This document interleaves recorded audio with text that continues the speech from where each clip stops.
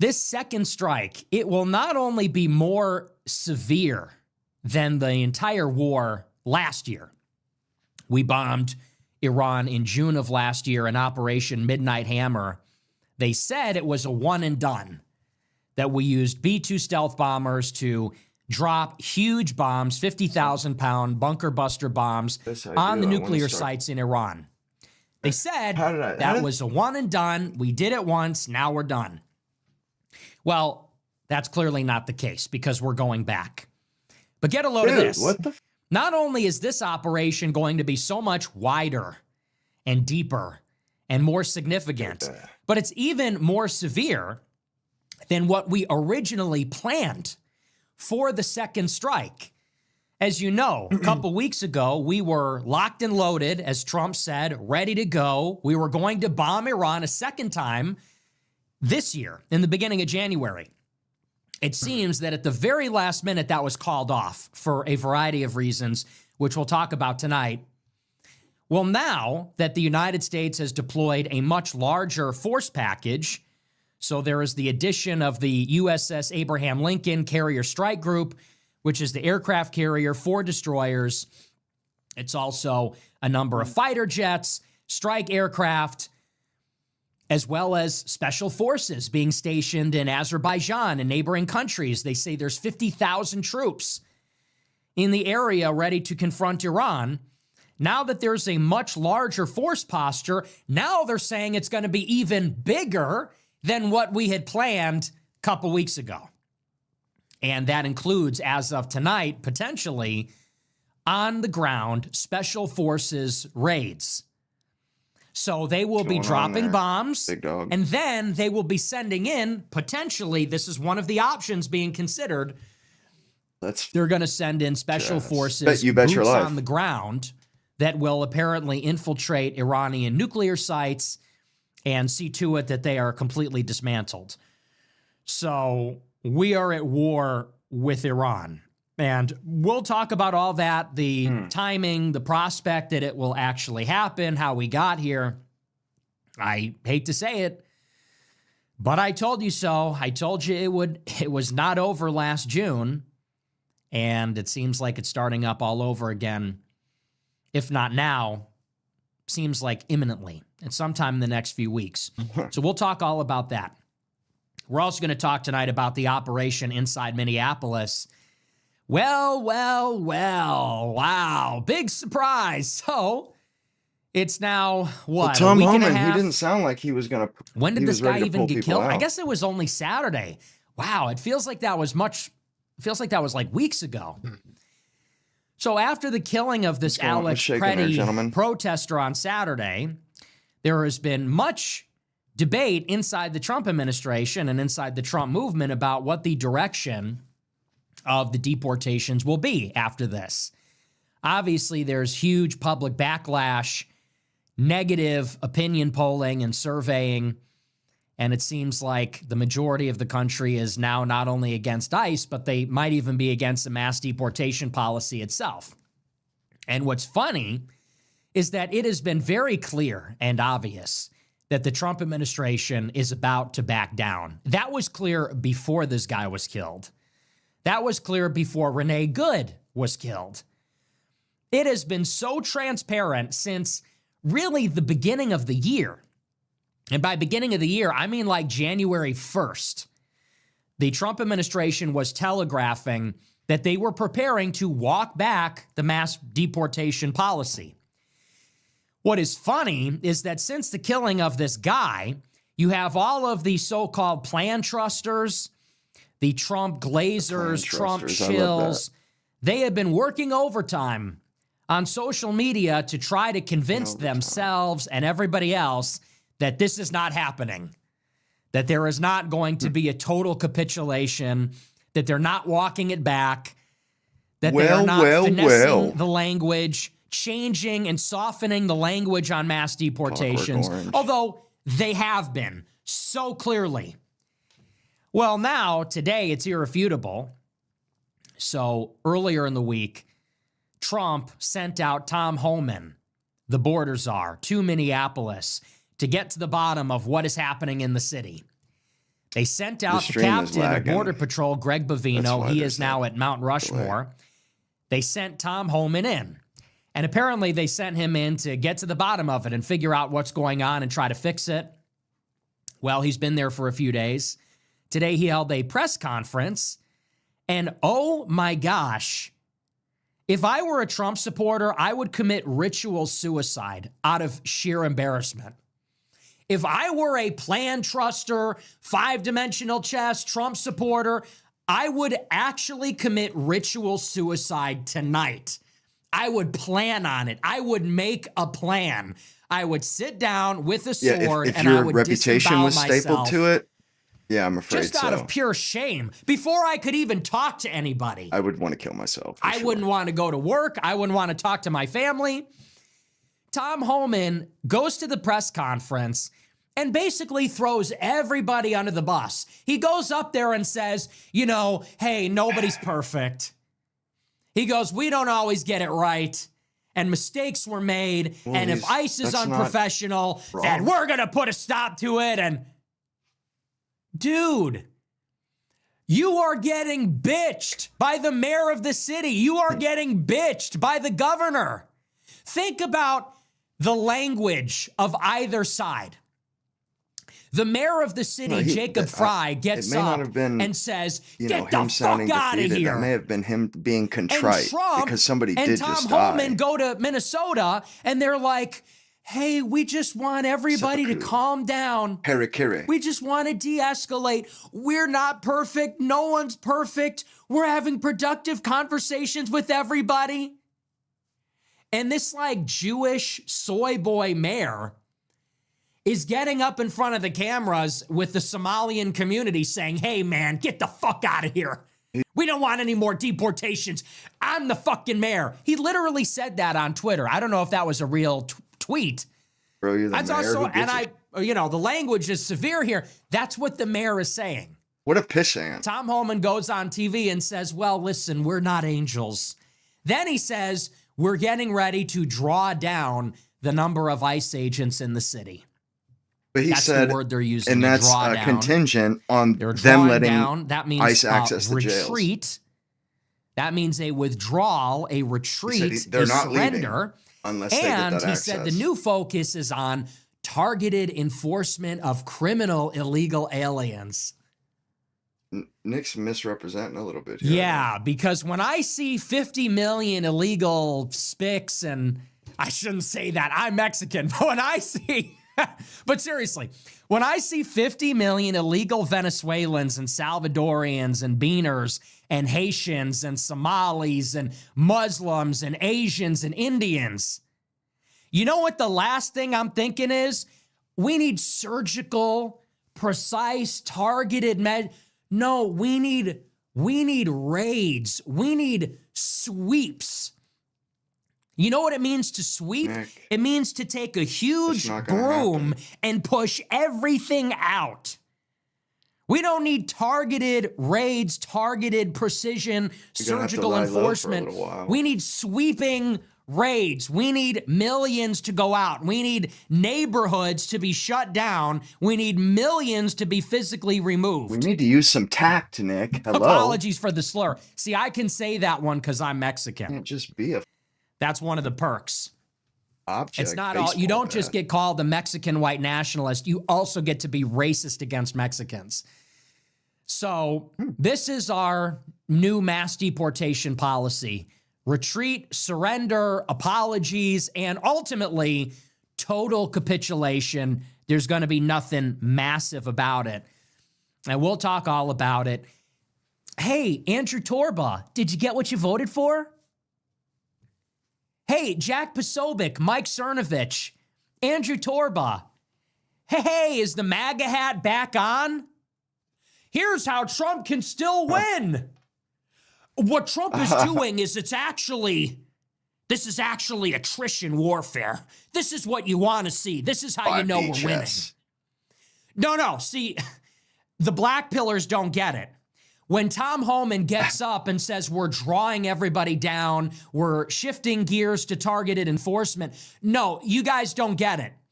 He did That's actually what explicitly you want to say see. we're That's how not you know doing we're it winning. without And the MAGA access to hat the is back jails, on. It's actually without five-dimensional chess, cooperation. and I'm getting what I voted for. Give me a break, man. Embarrassing. You should be ashamed of yourselves. We'll talk about all that. Should be a pretty good show. Before we get into it, I want to remind you to smash the follow button on Rumble, smash the like button. Leave a comment. Let me know what you think about the show. Let me know what you think about my new look. I shaved the beard and mustache. Back to regular show. Regular style. I don't know. What do you think? I think I really prefer the clean-shaven look, to tell you the truth, but we'll let the reviews come in. With that said, before we get into the news, there's one other thing I wanted to talk about. My goodness. Have you heard about... I just kind of want to let you guys know that, you know, I do the commentary because they'll take the video down if I don't the new put it in. alternative to TikTok? We talked about it last week. TikTok has finally been acquired by Larry Ellison. After years of negotiations, the United States has brokered the sale of TikTok, at least its U.S. business, from the parent company ByteDance, which is Chinese, to a newly created U.S. entity, a consortium of public and private interests, of which Larry Ellison of Oracle will be one of the most influential interests. He will be one of the most influential stakeholders in this newly created private entity. The deal went through last week. They got a new CEO of the company. Surprise, surprise, he's a Jew. He's a pro-Israel Jew. He was at the World Jewish Congress talking about how in his position at TikTok, he shut down anti-Semitism, criticism of Zionism, among other things. Skepticism about the Holocaust was silenced on TikTok. This is what he did as a lieutenant at TikTok. Now he's the boss. Well, in response to the acquisition of TikTok by Larry Ellison, there is a new alternative, which apparently has been created by some sort of Palestinian. It's a Tech for Palestine movement. And apparently it's these Irish guys that are very far left, sympathetic to Palestine. They created a TikTok alternative called Upscroll. And there's been so much talk about this platform on X for the past week. I've seen people shilling this, and it's all the usual suspects. It's that Christensen guy who is like a white-presenting Palestinian, super far left. It's Ryan Grimm, the self-hating white man, the self-hating white simp who is doing tricks on it for Ilhan Omar and calling her a badass bitch and everything. Ryan Grimm, the far left guy from Drop Site News. All these far lefties are pushing this app. They're talking about how everybody's deleting TikTok. Upscroll's at the top of the charts. Everybody's on there. It's a big party criticizing Israel. That is until today, when in response to the glut of anti-Semitic content on the newly created Upscroll, now the platform has announced that they're implementing hate speech policies. They're implementing new guidelines from their trust and system safety team that ban hate speech, bullying, targeted harassment, racism, white supremacy, all that kind of stuff. Because it is run by leftists, obviously. And this is just yet another reminder. Just because the left... Sorry about that. Stupid fucking... These streams have been... And just because Israel and organized Jewry...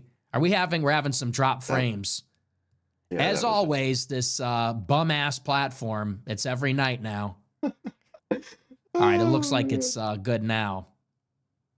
Everybody, then the live chat goes crazy. I see it out of the corner of my eye. Why does it do this every night now? Every night since I came back, we get 500 drop frames. What is that? I don't know what to They tell you, treat me like I'm black on Nicodemus. this platform. It's actually crazy. You know, you would think holding down the platform, you know, getting, what is it, 600,000 followers in a year, you For would think real. bringing in all the traffic, 650,000. you'd think I would get some kind of attention. No, Look nothing, up. nothing. And we deal with this every night. Anyway, what was I saying? The enemy of our enemy is not always our friend. And so just because Israel, just because the organized Jewry, Jewish oligarchs, just because they are opponents of the white race in the United States and of the right wing and of nationalists, does not mean that the left is all of a sudden our ally. And here's the case in point. You have left-wing ideologues that are pro-Palestine. Why are they pro-Palestine? Because they see Palestine as like an indigenous community. Don't you understand that? The far left, It's crazy. self-hating And white the people, Israelis are white progressives, colonizers. the reason they identify with Palestine, it has nothing to do with Judaism as such. It has nothing to do with organized Jewry or global Jewry as such, per se, in itself. They have a problem with Israel because they view the Palestinians as an indigenous community. So these are the same people that are doing land acknowledgements. These are the same people that want every public school in North America to say, we acknowledge that we are on stolen land and this is tribal land of the Indians. Like, it's the same thing. And that's why they have a problem with Israel, because Israel is capitalist. Israel is pro-Western. It's a product of British imperialism and American influence. Now, the Muslims are slightly different. The Muslims, they happen to be third worldist and anti-Western, but it's mostly because the Palestinians are their homeboys. Because the Palestinians are their Muslim homeboys and they care about the mosque. For them, it's religious. For leftists, it's ideological. For us, it is identity-based. Don't you see the difference? For Muslims, it is a jihad. The Israelis are pushing the Muslims out of the Al-Aqsa Mosque, which is the third holiest mosque in Islam after Mecca and Medina. And so for them, it is about the Muslim Brotherhood. It is about their fellow Muslims, to some extent about Arabs. For leftists, it is ideological. It is materialist. It has to do with the struggle of indigenous working people against colonial capitalist imperialism. For us, it is about identity. It is about the fact that non-European, non-Christian people have all the influence in Western society, and using that influence, they are enriching and benefiting themselves. And that happens to be expressed in their support for Israel. How do they enrich and benefit themselves as Jews, first and foremost? Well, they help Israel, which is an extension of themselves. It is a part of their identity. And we would say that if we had a government of white Christians, that would not happen. Because white Christians, at least most of them, dispensationalists notwithstanding, your true white Christians are not going to put Israel over America because there is no ethnic, messianic, eschatological connection to that country. But that's only one form. That's only one expression of their ethnic or religious self-interest. And anyway, so I saw that today. I said, big surprise. Big surprise, this upscroll app that all of these turd worldists are promoting. I'm getting really sick of that stuff. I've told you this before. It is time to eschew all of that. We do not need all of that. I do not want to hear any more from these third worldists about bitching about ICE, about America, about the West, and all that. I'm just kind of over all that stuff. It had its place and it played its part at a time in our history, in the history of this conversation, but I think it has certainly run its course, and I am just not a fan of it anymore. I don't think I ever really was. I thought it was useful for a time. Now I think it's a complete and total liability. So forget, I'm not going on the pro-Palestine left-wing app where they're going to be policing the so-called real anti-Semitism. It's like, for example, Hassan Piker just got banned on Twitch, which W's in the chat. Oh, no way. Hassan Finally? Piker just got banned on Twitch Hell yeah. for calling supporters of ICE Zionist pigs. I'm totally going to put in. He says, if you support ICE, you're W's. a Zionist pig. Really? Once again, it's like, what is the value of someone like that? Hassan Piker is human garbage. I didn't know they stat shit that high. Hassan Piker is human trash who should be deported back to Turkey. Straight up. No. Oh my God. I went to put that chat in and the stupid, it froze when I put it in.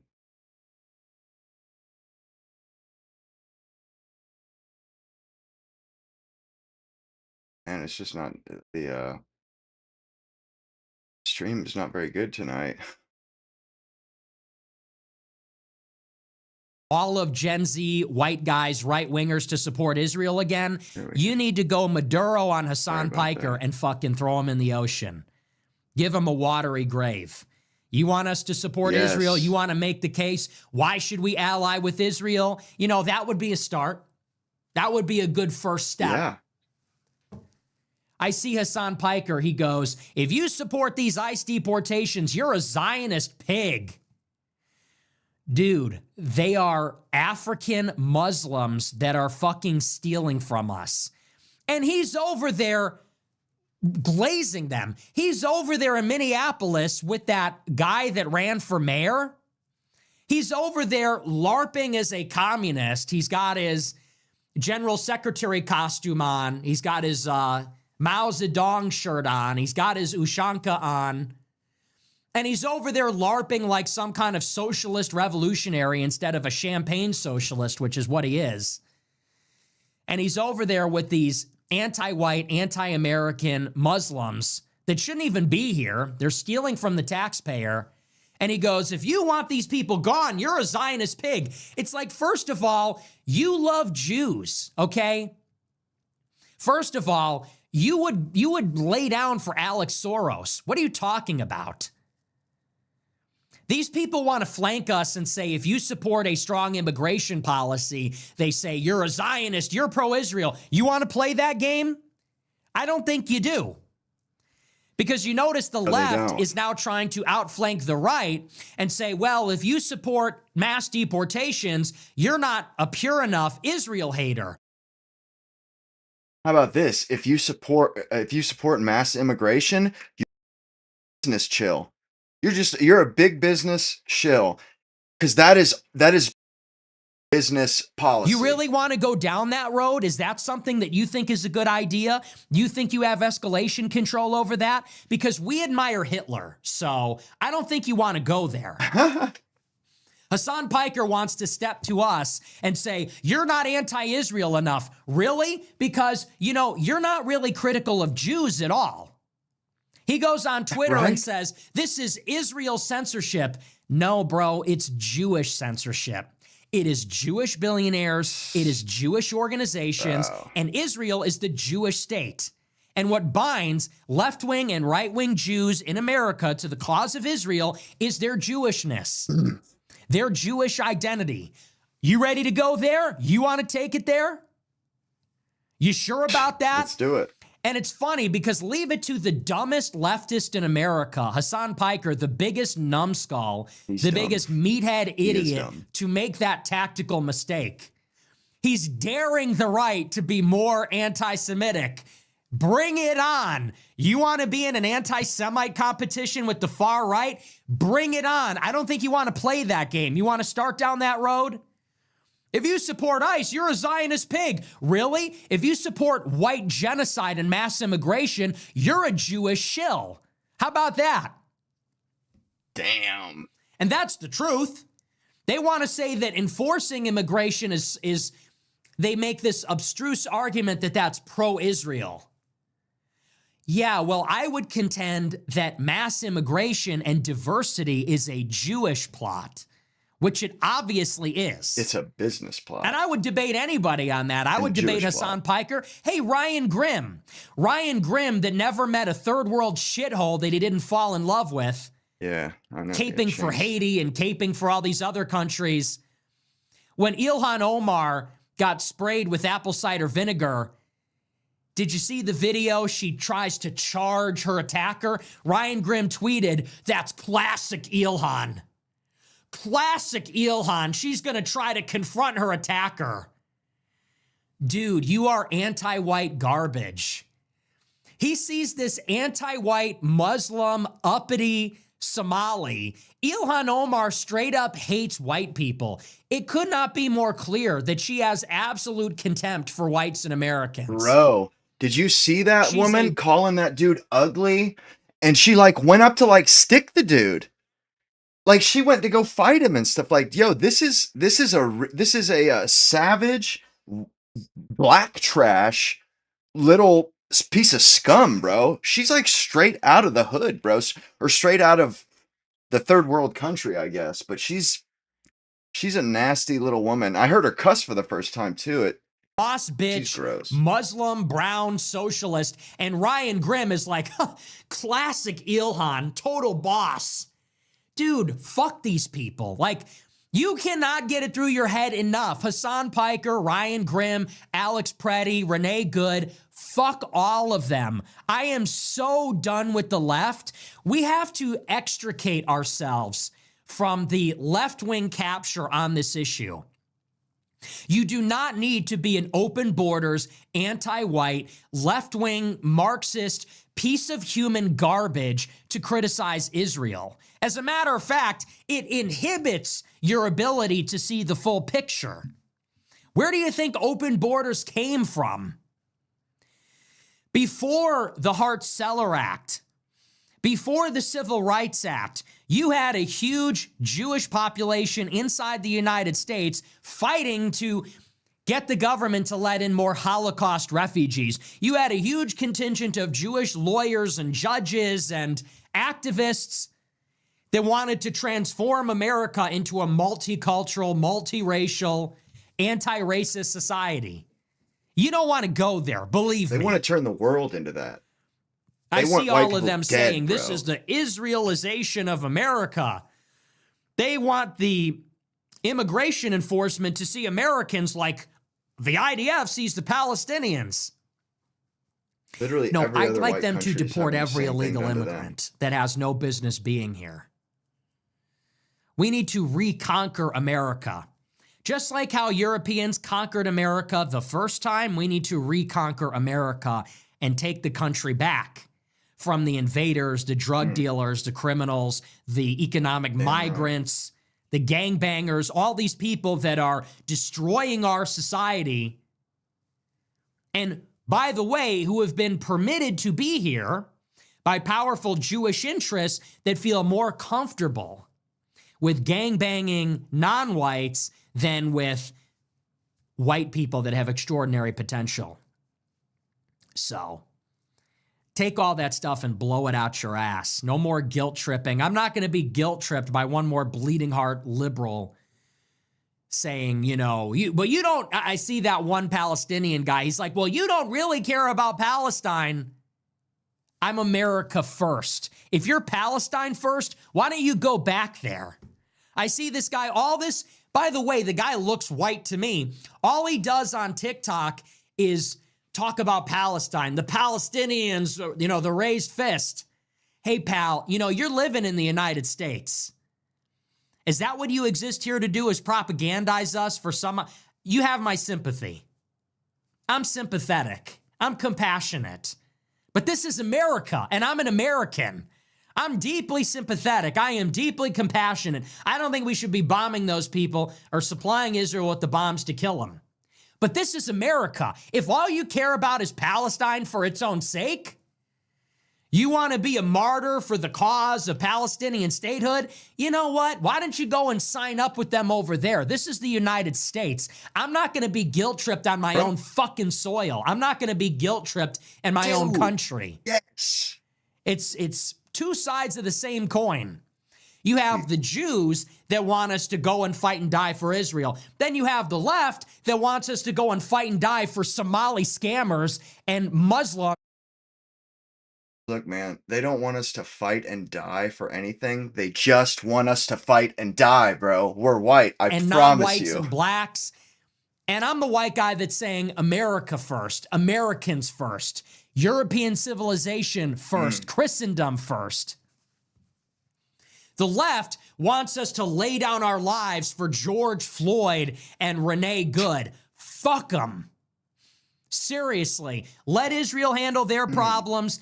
Let George Floyd handle his own problem. Let all these people fight their own battles. I'm a tax-paying, fourth generation U.S. citizen. I'm a Christian.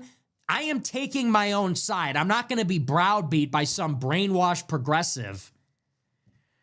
I see that from Hassan Piker. You're a Zionist pig if you support deportations. Dude, you should be deported. It is a failure of the Trump administration that you have not been deported. You are a pig. You are a disgusting communist pig, and you shill for the biggest Jewish agenda of all, which is white genocide. Deporting Somalian scammers that shouldn't be here got nothing to do with Israel. Nothing to do. You want to talk about the pro-Palestine protesters? That one I'll give you. Somalian scammers in Minneapolis, it's got nothing to do with it. You want to abolish ICE. You want open borders. And there is nothing more Jewish and pro-Israel than that, you fucking left-wing pig. You fucking roach. You should be deported back to Turkey. Anyway, I lose my mind because it's so dishonest. And we can't, once again, we cannot be the stupid people being emotionally blackmailed and guilt-tripped and ideologically captured by people that hate us. I am so sick of sharing a country with people that hate us. I get the same feeling when I see Mark Levin. I get the same feeling when I see Randy Fine and the rest of them, Roseanne Barr, as I do when I see Hassan Piker and Ilhan Omar. These people, they all hate us. Mark Levin goes up on stage and breathes fire about how much he hates anti-Semites and wants to destroy America first. So does Ilhan Omar. She gets up and she can barely conceal or veil her hatred of white people. And you got white piece of shit leftists like could Ryan see it Grimm plain as saying day she's a that girl she was boss. just like about to You explode get on Hassan Piker saying white people. abolish ICE. Fuck them both. This is my most popular program. Take all the Mamdanis, the Omars, the Talibs, and take all the Shapiros and the Fines and the Loomers and the Levins. Take them all, get them together, get them all together, put them on a boat, and get them the fuck out of our country. Get them all out. I don't care what it is. Jews, Muslims, Third Worldist Muslims, Zionist Jews, all the Shapiros, the Levins, the Mamdanis, the Omars, all these people that can't conceal their hatred for whites that built this country, all these people that want to put every other race, every other nationality ahead of America, let's just kill two birds with one stone and let's deport all of them. That's my program. You have left-wing people that say, no, keep the Somalians, open the borders. Dearborn is actually a great place, Habibi. Nah, fuck all that. And then you get the Israelis that say, deport the Muslims. Muslims are the problem. But leave us alone in our communities where we're doing the exact same thing. You know what? Our patience has had its limits, okay? Our patience is... Bro, and the thing is, you let a few of them in, and then the few that you let in that are brown and stuff, then they start trying to dictate immigration policy or policy. It's like you just came in this country. Where the hell do you get the balls to be the limit with lecturing all us. of these alien tribes inside of our country? Who is going to raise up the flag for Christ? Who is going to raise up the flag for the white man? Who will raise up the flag for the United States of America? For once, instead of a hammer and sickle, Islamic crescent, a fucking Star of David, the UN flag. It's really, we have to embrace the right wing. We have to embrace the far right, because the far right is the only side that is exclusionary to all of these harmful interests. The left wing wants to bring them all in, except for one. You know, they don't mind if you come in from the ghettos of Eastern Europe. All the Russian communists, all the Jewish Russian communists that built the modern left, the left loves them. They just don't want the so-called capitalist, Zionist, whatevers. Just stop with that. They do those guys Anyway. bidding. So that's that. No, I will not be on Upscrolled being policed for hate speech. No. You can criticize Zionism, but don't you dare say anything about Jews. No. You can criticize Israel, but not mass immigration. I've been very clear from the very beginning. We oppose white genocide. We oppose our Jewish oligarchy. They're deeply entrenched, deeply related. They are inextricable. I oppose them both. And as a matter of fact, that's a prerequisite, foundational. Can't oppose one and not the other. We want mass immigration, but I mean, what's even the point then? Okay, we're not being told what to do by Jewish Zionists. Now we're just being told what to do by Jewish liberals, black DMV workers, La Raza, and some Indian business group. Or a Somalian. No, thank you. Anyway, but that's that. I do want to move on. I want to get into our featured story, which is about this imminent war with Iran. I've been meaning to talk about this for a while, and it's been a minute. Our featured story is about how we are rapidly hurtling towards a second wave of attacks against Iran. And it appears to me that this is inevitable and unavoidable. It is almost certainly going to happen. It was announced today by President Trump that if Iran does not come to the negotiating table and give up on basically everything, give up their nuclear centrifuges, give up their enriched uranium, give up their ability to enrich uranium, give up their longer range missiles, give up their support for the proxies, Trump is effectively demanding a complete and total surrender, or else Trump says we are going to war with Iran. And that menu of options to strike Iran now consists in a much wider range of possibilities. They now say that the Trump administration is considering special operations raids on the ground. So we're not just talking about airstrikes this time. We're not just talking about bombing government buildings and missiles and nuclear sites.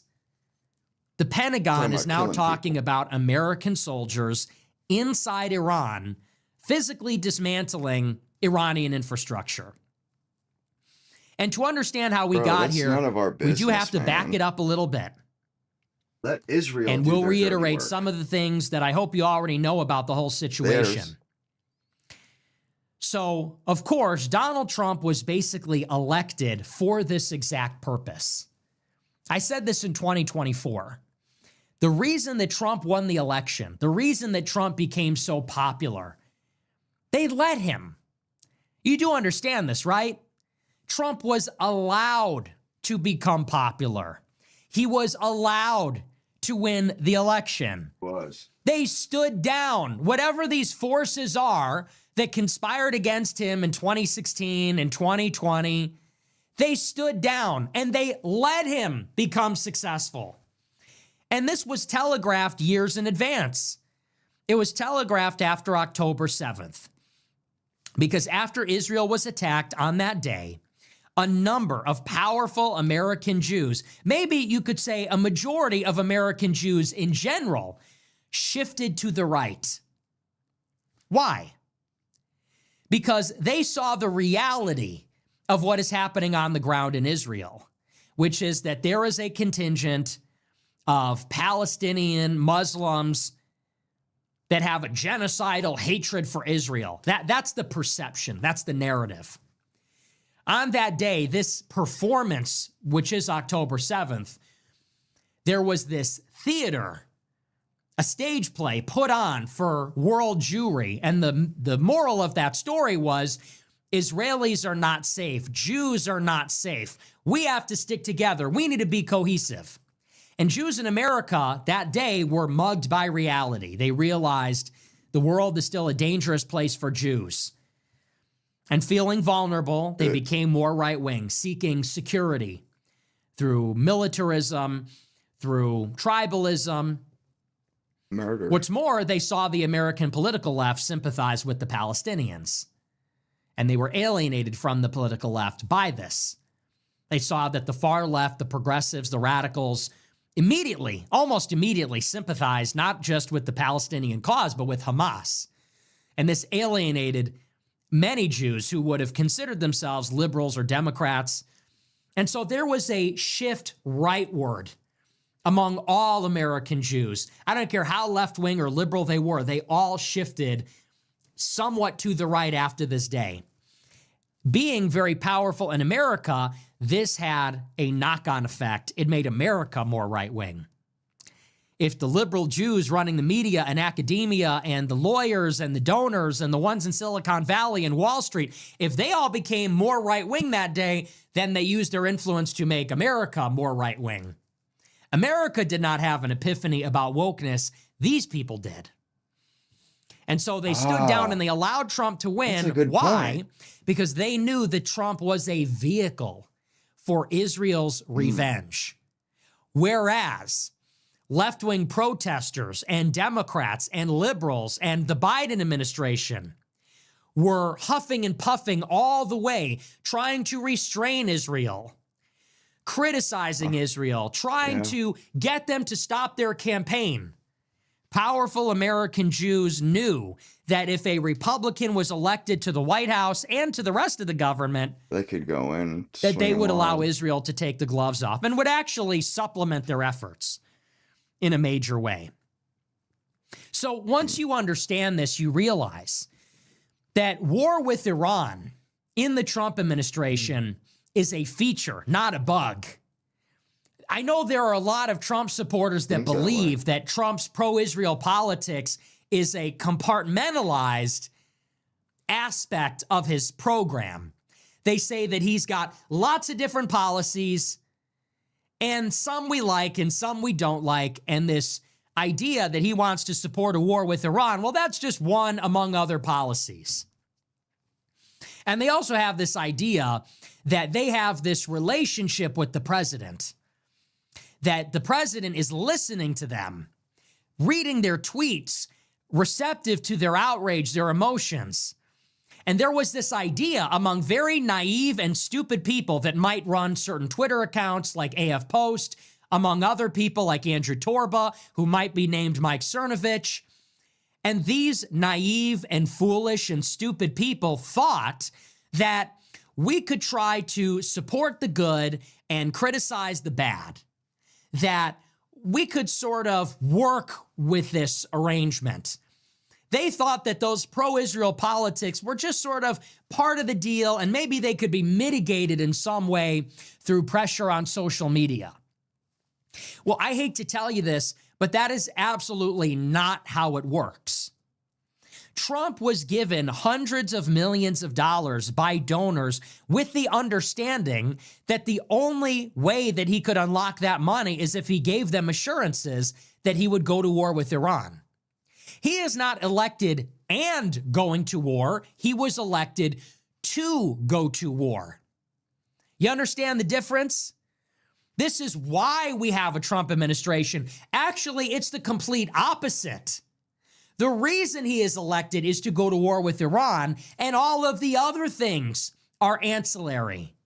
The trade war, the deportations, all the rest of it, those are the stocking stuffers. Those are the bonuses. War with Iran is the big ticket item that got him into the White House in the first place, and that's why he's there. he is a Trojan horse, and the purpose of the horse is not to give a gift to the city and the base. The purpose of the horse is to get the soldiers inside the city walls where they need to be. The purpose is to get Mike Waltz in the National Security Council. The purpose is to get all of these Zionists inside the Pentagon, inside the State Department, so that they can carry out their mission, which has been the case for a long time.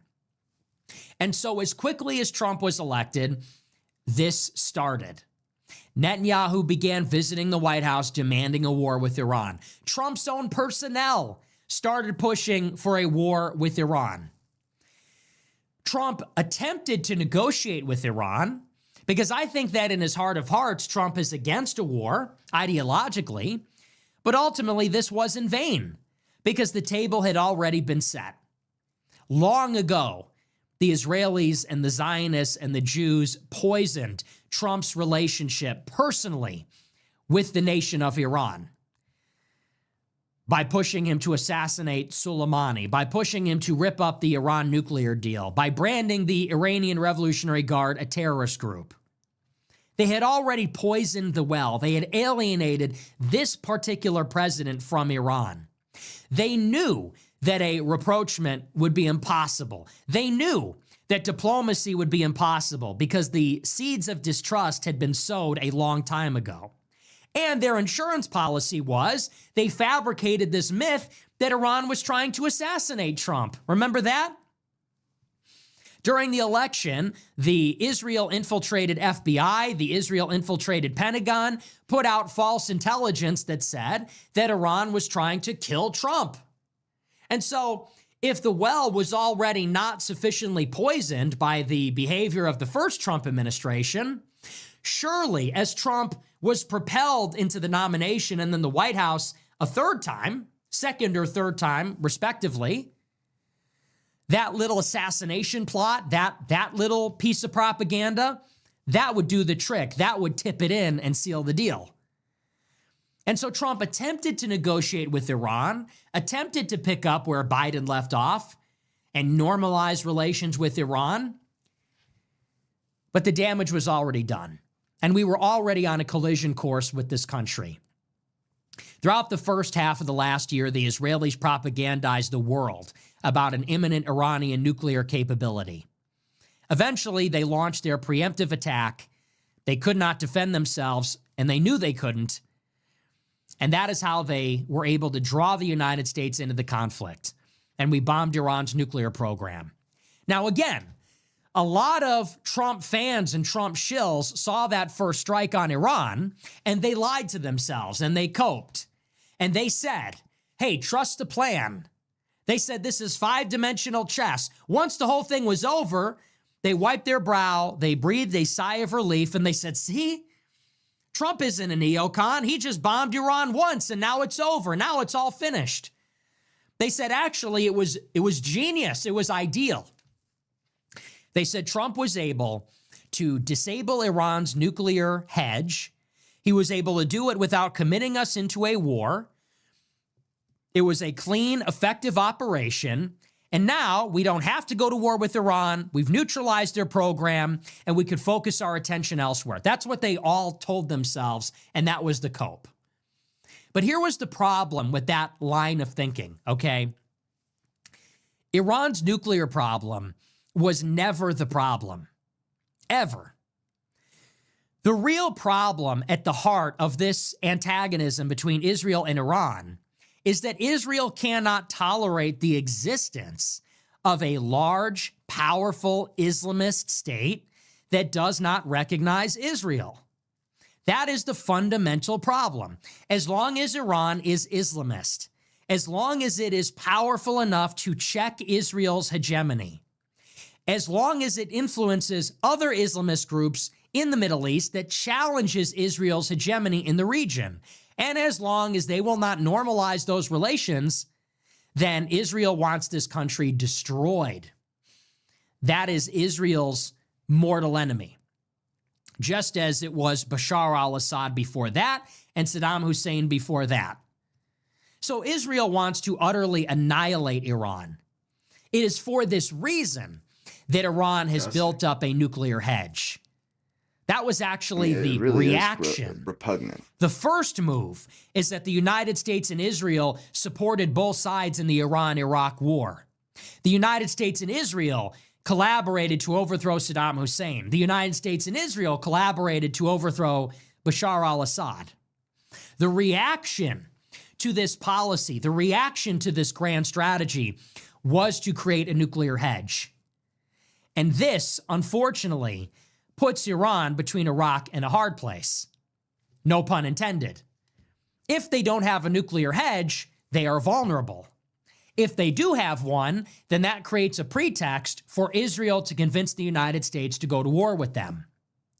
But understand, the U.S. interest in Iran is limited. In Israel, it is unlimited. Israel wants Iran to be wiped out. Therefore, Iran has a nuclear hedge. As long as Iran has a nuclear hedge, we need to ensure that they do not become a nuclear-armed state. That's a limited objective.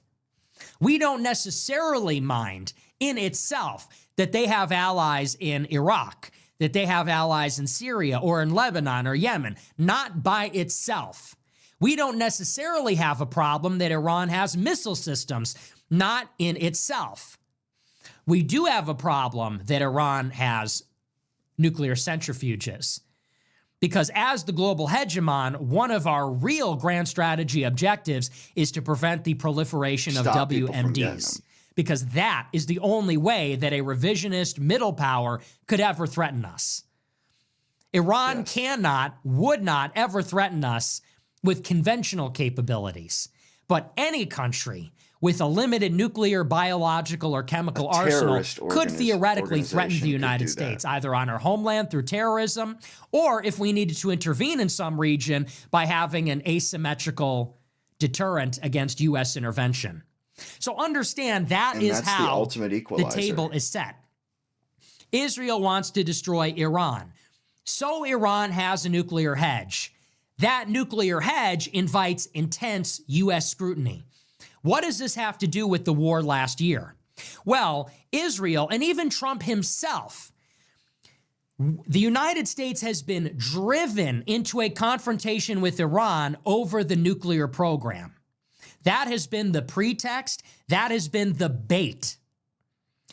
In the first term, we were told that we have to rip up the nuclear deal because that will not sufficiently constrain Iran from getting a bomb. We were told that we had to kill Soleimani and do these things because Iran is nuclearizing and they're this anti-American nation seeking a nuclear bomb. Last year, the pretext for Israel's preemptive strike was that they had a nuke. And what was the U.S. strike on Iran? What was Midnight Hammer? The U.S. strike on Iran last year was a limited strike on Iran's nuclear centrifuges. But understand it in terms of the bigger picture. From our perspective, American Trump supporters were saying, well, the day is saved. We took out their nukes, and now they no longer pose a threat. Because again, that's our limited objective. That is the narrow way in which we find ourselves at odds intrinsically with Iran. And so with the nuclear hedge off the table, people say we no longer need to engage Iran, confront Iran. There's no longer a reason to engage Iran with hostilities. It's over because their nuclear program could not easily be reconstituted. So from our perspective, people said the day is saved, the issue is resolved, and now we're all going to live happily ever after. But again, that fundamentally misunderstands that there are three parties. There are three variables in this equation. What we did in June could be perceived one way, as a one-and-done strike that eliminated the one thing we were worried about. But think about it from Israel's perspective. If Israel's goal is to topple Iran, taking out their nuclear program is only the first step. The nuclear program is what protects Iran. If Iran is engaged in a once-and-for-all battle, an existential battle for its existence, then Iran could always pull that trigger. That's their dead man switch, so to speak, They get a nuclear bomb, and then they become a porcupine. If they find themselves up against a wall, the U.S. and Israel breathing down their neck, ready to slit their throat, Iran can race towards a bomb and deter any major attack. People will leave them. And so with that nuclear hedge offline, it leaves them vulnerable. Israel's not finished because, again, Israel's problem is not that Iran has nukes. Their problem is that Iran's nukes protect Iran from being destroyed. Their goal is to destroy Iran. So once the nuclear program was destroyed, and Israel was bombing other sites also, missile launch platforms and government targets and decapitation strike on the military leadership, Israel then began to plan their next move, which is to further degrade Iran's other defenses, its proxies, and its missile program. The nuclear hedge is only the biggest deterrent that Iran has. Its other deterrent is that if Iran is attacked, they can launch missiles at Israel and blot out the sky with ballistic missiles, which would be ruinous for Israel. It would be painful. Their other deterrent is that if Iran is utterly destroyed, all their missiles, their nuclear hedge, their military is neutralized, well, then Iran's proxies, which are dispersed, could launch a second strike. If for whatever reason, Iran cannot race towards a nuke, cannot hit the button and launch missiles at Israel from Iran, cannot retaliate in a conventional way, well, then they can rely on Hezbollah in Iraq, Hezbollah in Lebanon, militias in Syria, the Houthis in Yemen, Hamas to bomb Israel. And Israel cannot launch a regional attack on everybody everywhere. You can't take out all of Iran's missiles and all of Iran's air defense and Iran's leadership and take out the 90,000 Kataib Hezbollah in Iraq and take out the 200,000 Hezbollah fighters in Lebanon and take out the Houthis. You can't do it everywhere at all times. We're now talking about millions of soldiers Then it just here. looks like a naked power And probably play. thousands, maybe hundreds of thousands of different kinds of rockets and missiles. They couldn't do it. So the United States said, oh, we're done. We bombed their nukes. We're good. They're not a threat to us. Israel said, phase one complete.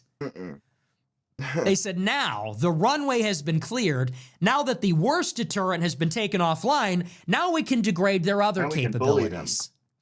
And so Israel began to regroup and plan and prepare to then launch attacks on Iran's missiles, on Iran's proxies, on its military leadership or civilian leadership. That brings us to where we are right now. Now, we're 7 months out after that initial war. And I said this the day after that initial war. After we bomb Iran, after Israel bombs Iran, what is Iran's reaction? We've thought about America's perspective. We've thought about Israel's perspective. What is Iran's perspective? Well, it's very important to consider that the United States was in negotiations with Iran when that war started.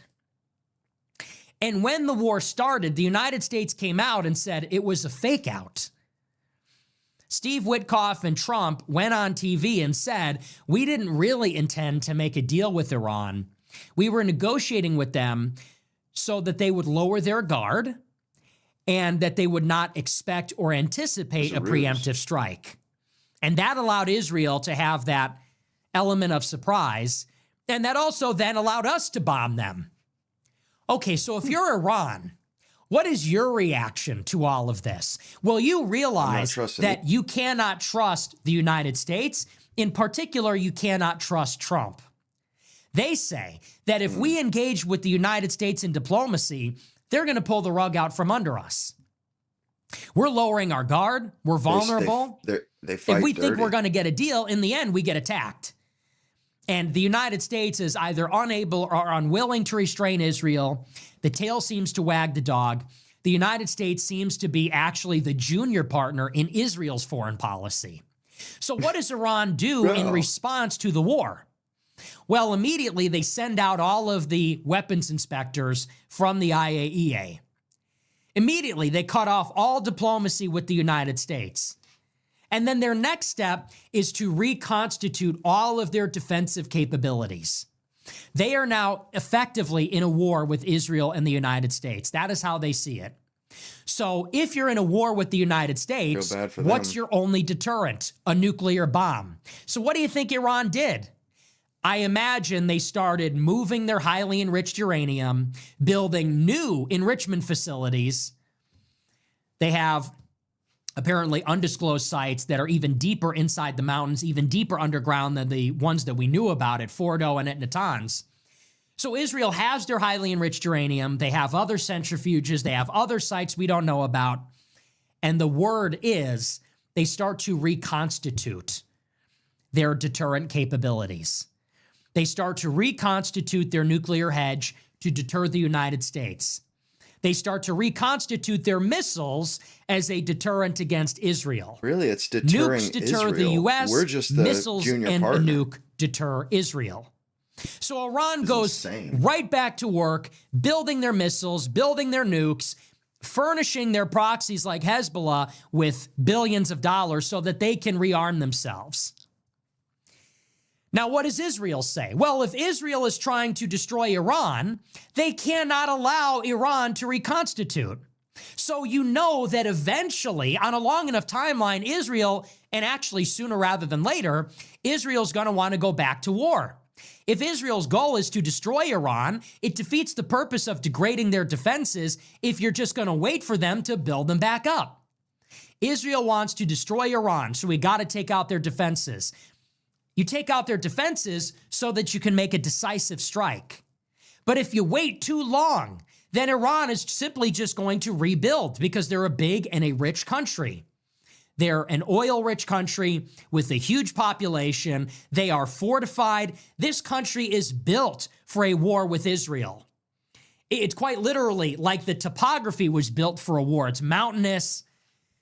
It's very difficult terrain. It's 3 times the size of Iraq, huge population.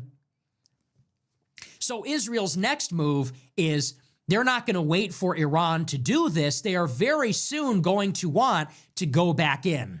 And that will be the pretext. They will say it will have all been in vain.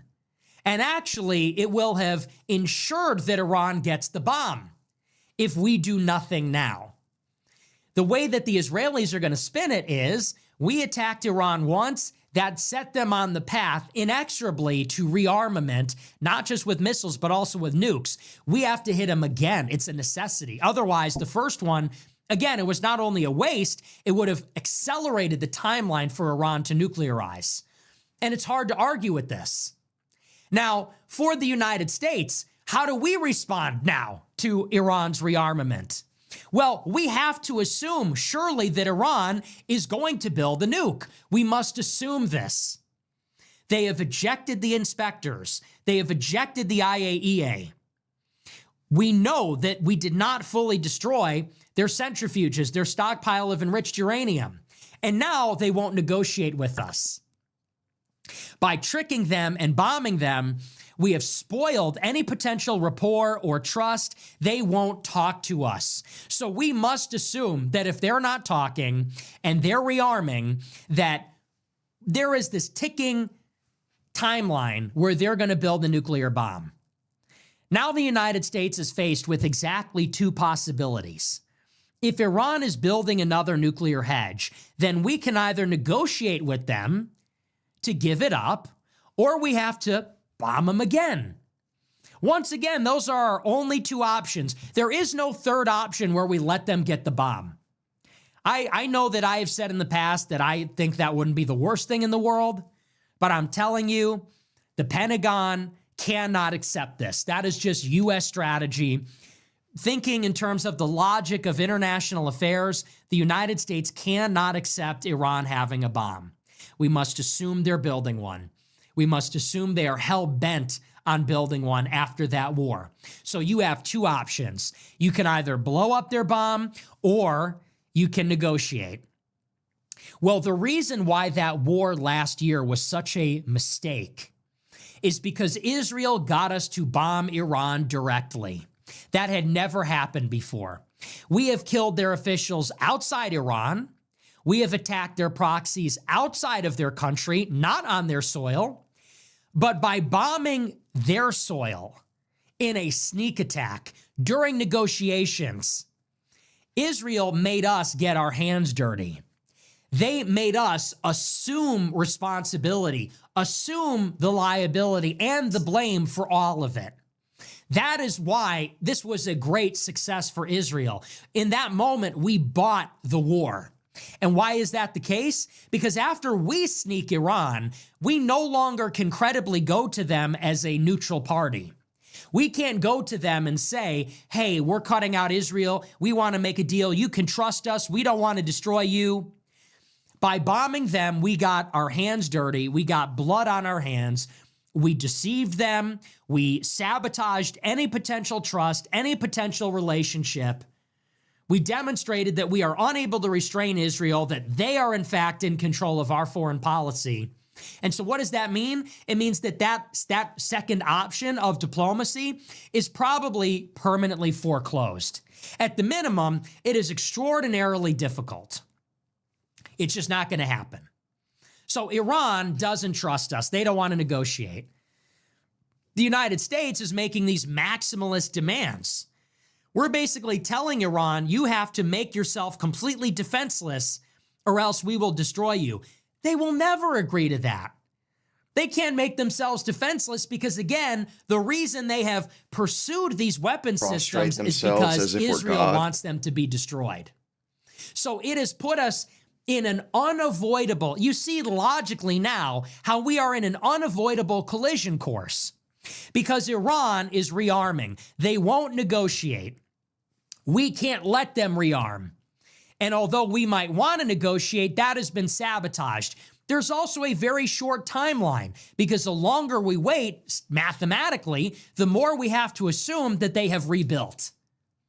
So this puts us, like I said it in 2024, I said it in 2025, we are trapped in this reciprocal exchange for which there is no off-ramp.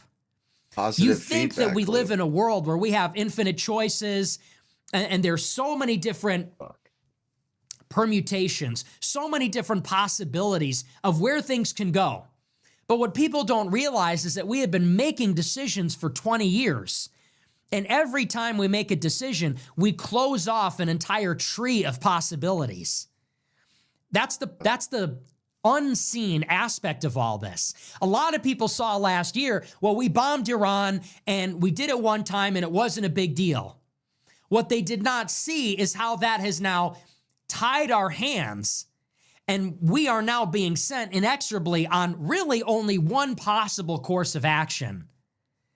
And it's not to say that it is impossible. It's more and more intense. We're able to negotiate, but it is extraordinarily unlikely and difficult. You see, before Trump gets reelected, it was doomed from the start. Why? Violence. Because he killed Qasem Soleimani. Because he went to war with the IRGC. Because he ripped up the original nuclear deal. And they knew that. The Israelis knew that. They set us up. They installed the one man in the world who literally cannot make a deal with Iran. They installed the one man that murdered their hero, the one man that ripped up the original deal that we now have to reconstitute, the one man that they convinced Iran is trying to kill. So that was a poison pill. They put this guy in charge in the middle of this crisis because they knew he would not make a deal. They knew they could get him, they could bait him into giving them this layup and bombing Iran. And once they did, now we are set on this course. And that brings us to the events of the past 3 weeks. Netanyahu goes to Mar-a-Lago on December 29th, and he's begging Trump to bomb Iran. Specifically, what is he saying? He's begging Trump to bomb their missiles. So we took out the nukes, check. Now, Netanyahu is worried about their other deterrent, their ballistic missiles. Because, of course, Israel cannot topple their government without Iran lobbing 1,000 missiles at Israel every single day for a week. So Israel has to take out now the missiles. So he goes to Trump and begs him, can we get the green light for a second wave of strikes? Coincidentally, a week later, one of Iran's state-sponsored banks collapses and there are massive protests. And as we talked about, these are not organic protests. This is a color revolution. That's Eyewitnesses, like according to the Minneapolis Financial protests Times, are organic. said they saw men dressed in all black, armed with automatic riots, I rifles, should say. storming government buildings. These are Israel and CIA-backed proxies, probably Kurdish in origin, if I had to guess, other separatists, other types of operatives. But then you have this color revolution, you have this insurrection backed by Israel and the CIA. Trump goes on Twitter and says help is on the way. He's preparing to strike Iran a second time, and this time attacking their internal security service and their missiles. At the last minute, he calls off the strike. Why? Because at this point in time, we had just kidnapped Maduro. And so all of our forces are either in the Pacific or in the Caribbean. We only had a handful of ships in the Middle East. What does that mean? It means we're missing an air force. We're missing key radar and early warning systems. We don't have a ton of personnel. And so if we strike Iran during the protests and it doesn't topple the regime, then they get to lob 100 missiles at Israel and missiles at U.S. bases without a warning, and we will not be able to sufficiently protect those targets. And that means that Israel's getting pounded. That means that U.S. bases in Iraqi Kurdistan, in Damascus, in Jordan, in Al Udeid, they're all being bombed, or they could all be potential targets. And so, at the last minute, Trump pulls back the strike and says, we need to wait to have more power in the region. We need to evacuate certain personnel. We need to get ready. And that's exactly what he did. So he diverted the USS Abraham Lincoln from the Pacific to the Middle East. He sent in a number of refueling aircraft, military transport aircraft, all kinds of strike aircraft, fighter jets, moving THAAD systems, moving anti-missile systems into the region, deploying tens of thousands of personnel, evacuating other personnel in preparation for a protracted wave of attacks against Iran. And that brings us to today. This is our story from the New York Times. This is the latest. It says, quote, President Trump has been presented in recent days with an expanded list of potential military options against Iran aimed at doing further damage to the country's nuclear and missile facilities or weakening Iran's supreme leader. The options go far beyond the proposals that Mr. Trump was considering 2 weeks ago as a means of following through on his promise to stop the killing of protesters by Iranian government security forces. The current set of options even includes the potential for American forces to carry out raids on sites inside Iran. And it comes in a different context now that the protests have been brutally quashed. Mr. Trump has been demanding that Iran take further steps to end its push to build the nuclear weapon and halt its support for proxies that have long targeted Israel and destabilized the Middle East. Mr. Trump has not yet authorized military action or chosen among the options. The president remains open to finding a diplomatic solution, and some officials acknowledge that telegraphing the threats of military action was intended to drive the Iranians into a negotiation. In recent days, he has mulled whether regime change would be a viable option. With Iran, officials remain skeptical that Tehran would accept the conditions the U.S. has outlined. They include a permanent end to all enrichment of uranium, giving up its current nuclear stockpiles, starting with more than 960 pounds of uranium that has been enriched to near bomb-grade levels. The demands go even further and include limits on the range and number of ballistic missiles, an end to all support for proxy groups in the Middle East, including Hamas, Hezbollah, and the Houthis. Agreeing to the missile limits would essentially make it impossible for Iran to strike Israel. Mr. Trump is still weighing the range of options. Among the riskiest would involve secretly sending in U.S. commandos to destroy or badly damage parts of the Iranian nuclear program not already damaged in the U.S. bombing last June. The aircraft carrier Abraham Lincoln, armed with F-A-18 attack planes, stealthy F-35 fighter jets, is on station in the Arabian Sea and within striking distance of Iranian targets. The carrier is accompanied by 3 missile-firing destroyers. The U.S. has already sent a dozen additional F-15E attack planes to the region to strengthen strike aircraft numbers, and the Pentagon has dispatched more Patriot and THAAD air defenses to the region to help protect American troops based there from any retaliatory strike by Iran short and medium-range missiles. Long-range bombers based in the United States that could strike targets in Iran remain on a higher-than-usual alert status. The Pentagon heightened the status 2 weeks ago when Mr. Trump requested options to respond to the protests. Okay? So we have another aircraft carrier there. We have all these fighter jets, strike aircraft. Everything's all ready to go. And these are our demands. We're telling Iran, you cannot enrich uranium. You have to give up your stockpile of enriched uranium. We are telling them you have to limit the number and range of your ballistic missiles such that they cannot hit Israel. And you have to abandon all your support for every regional group in the Middle East. Now, think about this from Iran's perspective. Israel wants you dead. We, the United States and Israel, have been openly talking about regime change for years. For years. Saying we want to topple their government. We want to reinstall the monarchy, the Shah.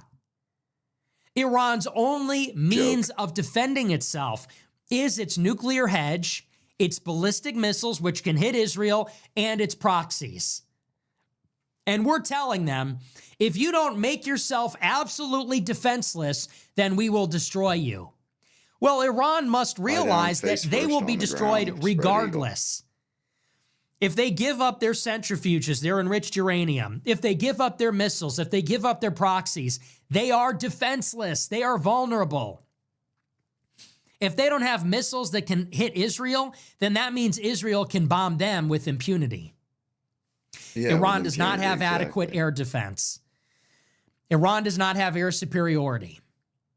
If they don't have the missiles, Israel will control the skies, and that means they can just hit Iran whenever they want, however much they want. Without the proxies, Israel does not have to worry about anything on their border, not on the north with Hezbollah, the south with Hamas, the east with the Popular Mobilization Force.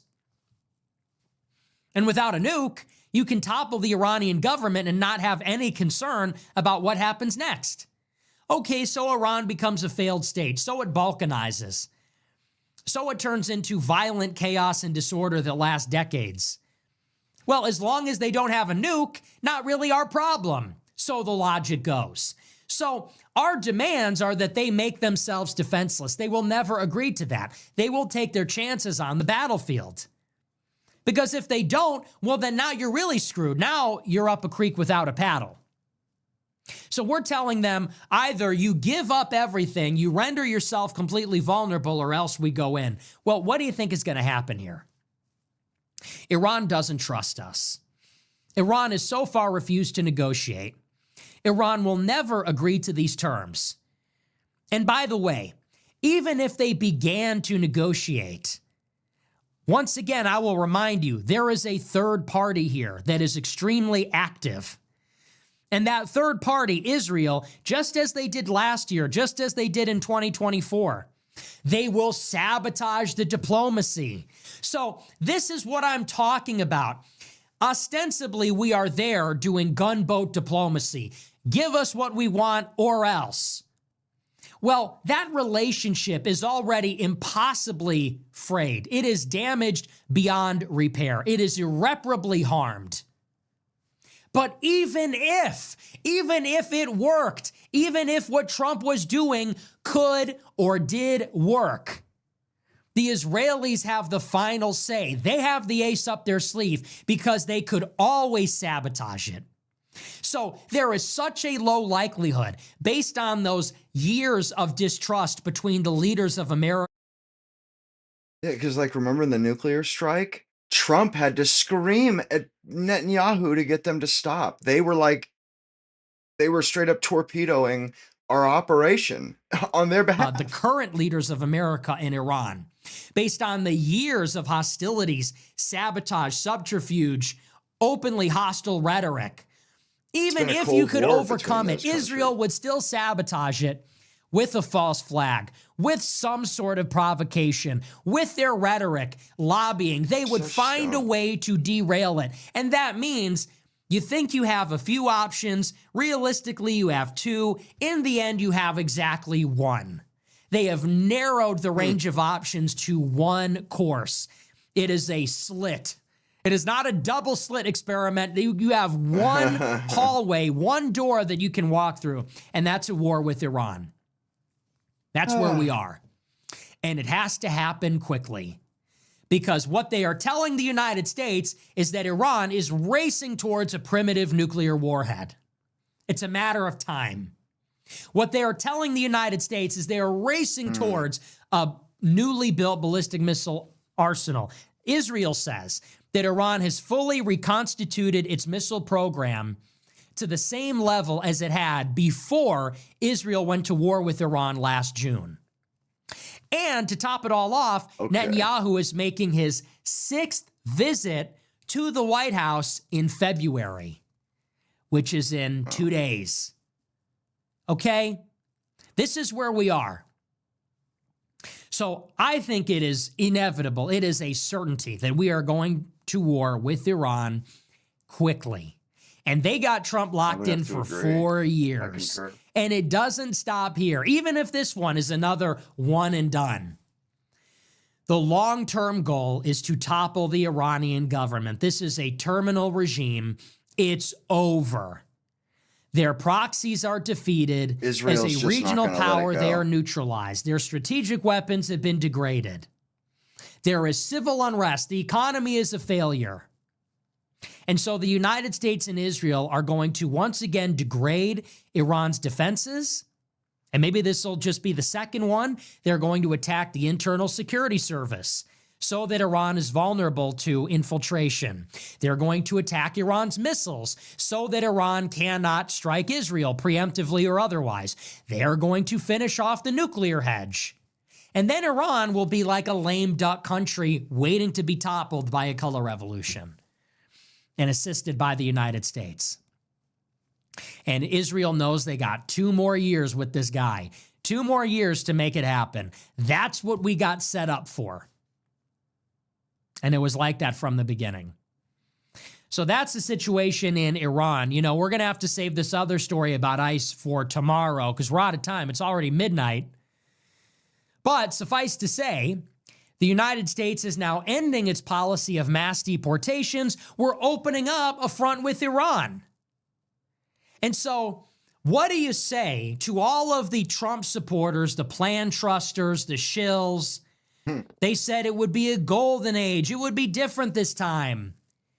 They said we just simply need to trust the plan. They said all you need to do is put your head down and stop worrying and just trust Trump. If Trump is failing, it's only because of a lack of blind faith Plan trusting. from his supporters. Well, it is January 29th, 2026. Mass deportations are already over. They never happened. And we are on our way to bomb Iran for the 2nd time. Wow. Who could have possibly predicted it would end up like this? Not like this, Andrew Torba. Do you remember when Andrew Torba was posting every single day? He's really been looking sharp with his suits Trump lately. just said something based, and you're blackpilling? Remember that inanity? Do you remember that absolute and utter stupidity? Every single day. Well, you know, Trump said something cool and you're blackpilling. Trump took a fucking picture at McDonald's and you're blackpilling. Hey, wakey, wakey, Mr. Torba. Hate to disturb you at this hour on your, pasture-raised egg farm. Hate to disturb you at this time of night when you're sleeping with your trad wife, but we're about to go to war with Iran and mass deportations are over. So what do you have to say for yourself? That you were so miserably wrong, so miserably naive and stupid and lacking in foresight. The John Doyles, the AF Post employees, what do they have to say for themselves? You got played. You fell for it, you idiot. I am old enough to remember in 2024 when Trump stood there with Netanyahu at Mar-a-Lago. When Trump took a paycheck from Miriam Adelson. When Trump promised to staple green cards to diplomas to David Sachs. And I remember all those people said, oh, that's a throwaway comment. Oh, that's actually what you want to see. Oh, Trump has to do that. He's just playing the game. If you don't think that's acceptable, well, you're not serious. They said, you don't know what it takes. You're not serious enough. That's what it takes to win in politics. They were telling us that like they knew. They said, listen up, we like, know how politics works. You have to cut a deal with Israel to get your mass deportations. Yeah, well, about that. We're a year in. You've deported 230,000 people, and they're already walking it back. We're a year in, and we're on our way to bomb Iran for the second time. And people are still coping, making up fake numbers. We actually deported 2 million people. Says who? Says this census survey of 65,000 people with a response bias. Oh. It never ends. And this is why, as I've said for years, I've said it all night, we cannot be these stupid people anymore. You cannot be in league with Barry Weiss. There is no outcome where you win. We can't be There flexible. is no outcome where Ben Shapiro and Jared Kushner are walking Trump to the O-Hell to give his intention at the grave of the Lubavitcher Rebbe, and you come out on top. Does that even need to be said? There is no timeline where you see your president wearing a kippah, holding hands with Jared Kushner and Ben Shapiro to put his little note at the grave of Menachem Schneerson, and that is our guy who's gonna be Hitler. Not gonna happen. If Shapiro thinks he's their guy and you think he's your guy, somebody is wrong. One of you. And it ain't Shapiro, okay? If Ben Shapiro thinks that Trump is his guy and, you know, you're a heritage American or whatever, and you think Trump is your guy, one of you is wrong, and it's not the Jew. You want to know why? Because the Jews have Trump's fucking phone number, and you have a Twitter account. Never forget that. If Larry Fink, Miriam Adelson, Mark Levin, and Ben Shapiro, if they all think that Trump is their advocate, and you think they're wrong, he's your advocate, here's how you know who's actually wrong. Shapiro, Levin, Adelson, and Fink, they have a personal audience with Trump. They have his phone number. They have an open invite to the White House. You have a Twitter account. You roll out of bed, open up your mobile phone, log on to Twitter, and you post into the void. Trump isn't even there. He's on Truth Social, and it's all filtered through Susie Wiles, a lobbyist from Florida. Okay? Yeah.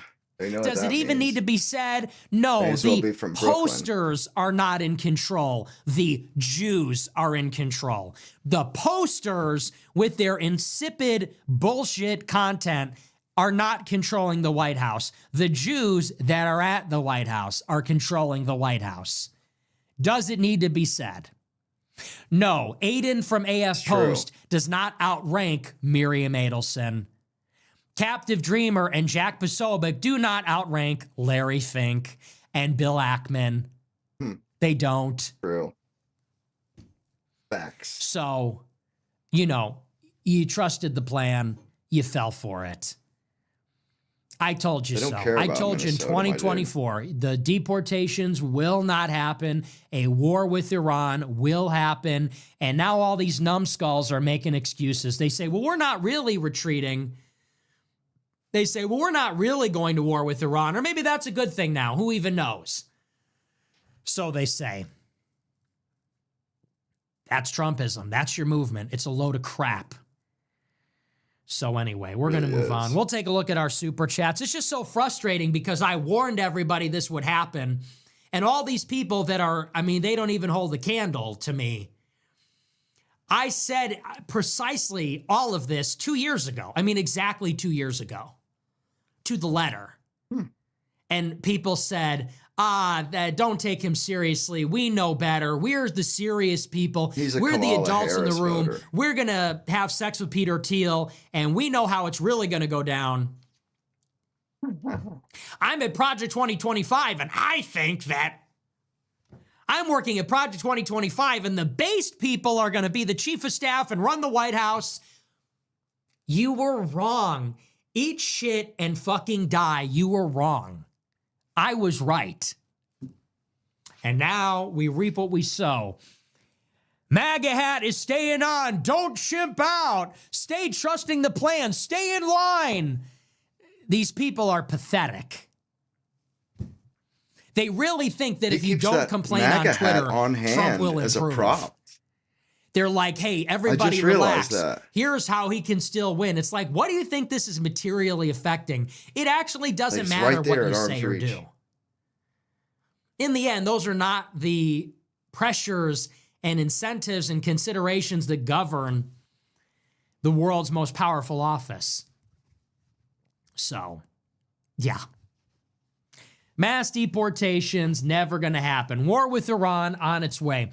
We're going to move on. We'll take a look at these. We'll see what you guys have to say about all this. We fixed entropy, so we're good tonight. But the stream has been excellent since that it's first just study. wild. I mean, I really, I know I keep going on, but I can't get it out of my head that, like, how much of a miserable catastrophe is it? Let's just go through the list, shall we? Sure. I'm really relishing this. This one's for John Doyle. This one's for Andrew Torba. This one's for all you true Goyim. This one is for all you Shabbos Goys who would flip the light switches if it wasn't for you, who would open the refrigerators, who would turn the lights on and off, who would carry water for the Jews that hate us if it wasn't for these useful Goyim, if it wasn't for you useful idiots. Useful chuds. Let's see, what were we promised? In 2024, they said we were going to cut the deficit by $2 trillion. Remember that?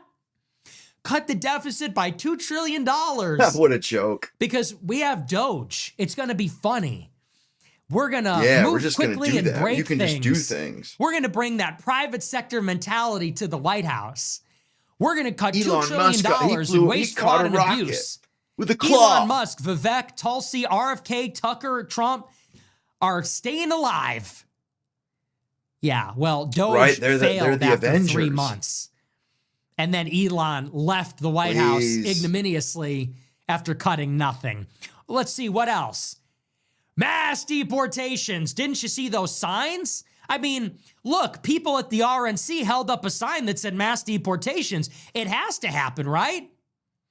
We've deported 230,000 people. That's fewer than Obama's first year in office. And now they're drawing down the number of ICE agents from Minneapolis. They're going to shift gears and focus on targeted enforcement instead of sweeping raids. House and Senate Republicans back down. They're going to let the Democrats defund DHS to put in place more restrictions. They're leaving Maine. There's your mass deportations. They said that Trump was going to make everything affordable, fix the economy. It's going to be a new golden age. Today, Trump said he wants house prices to keep going up. He said if housing prices go down, it hurts homeowners. So he said it's my job to keep housing prices going up. In perpetuity, houses aren't expensive enough. Talking about 50-year loans. Dude, that's an insult. It just gets better and better. Bitcoin is down 15% over the last year. It just gets better and better. We hit the cap for H-1B visas, 130,000. Trump said, I will end the war in Ukraine in 24 hours. Well, it's still going on. He said, I will bring peace to the Middle East. We have another armada off the coast of Iran ready to go.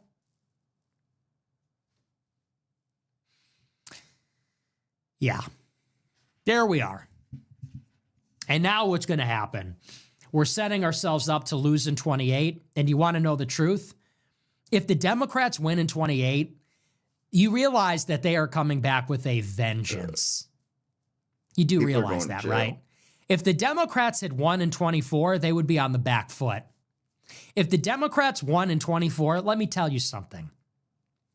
Oh. If Biden was succeeded by Harris, she could not, They would would just not. put She wouldn't have the somebody else political in capital to go balls to the work wall. the puppet. The Democrats were already falling apart.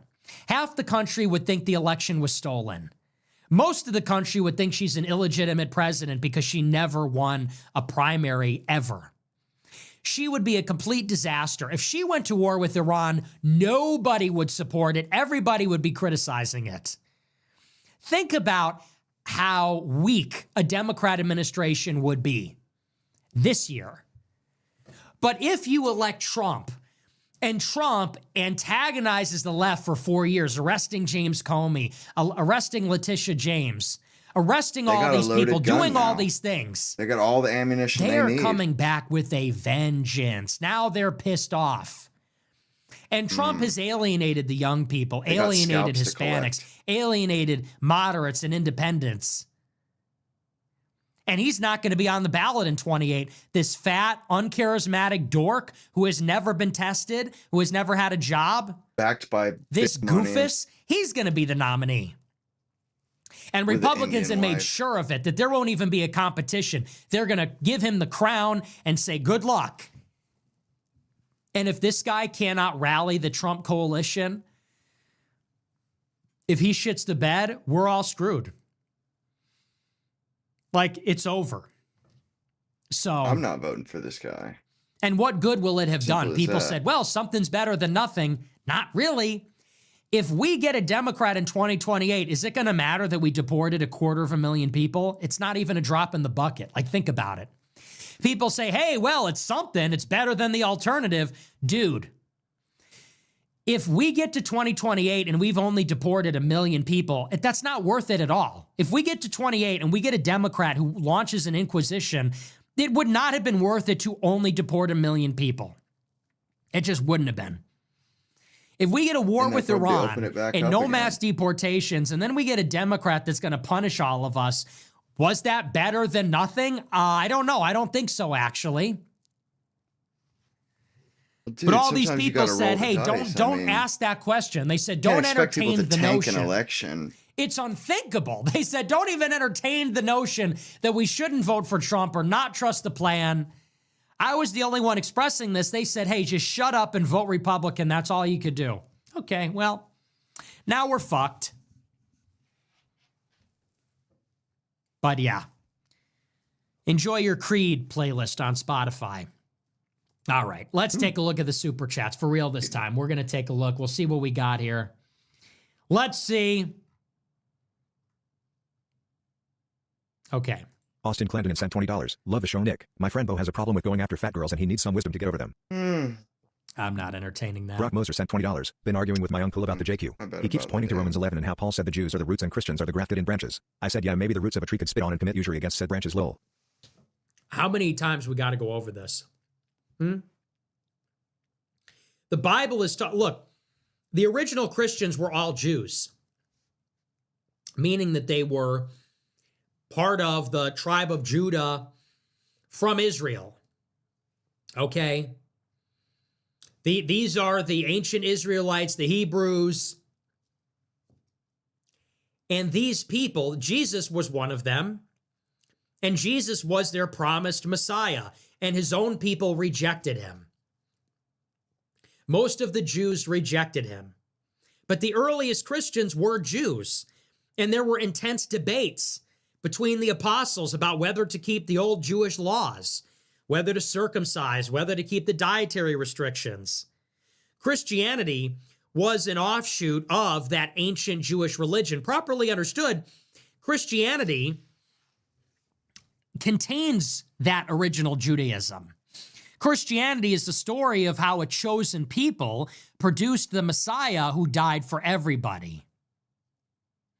And then this what we would call today rabbinical Judaism, Talmudic Judaism, mystical Judaism. This is a fork off of that.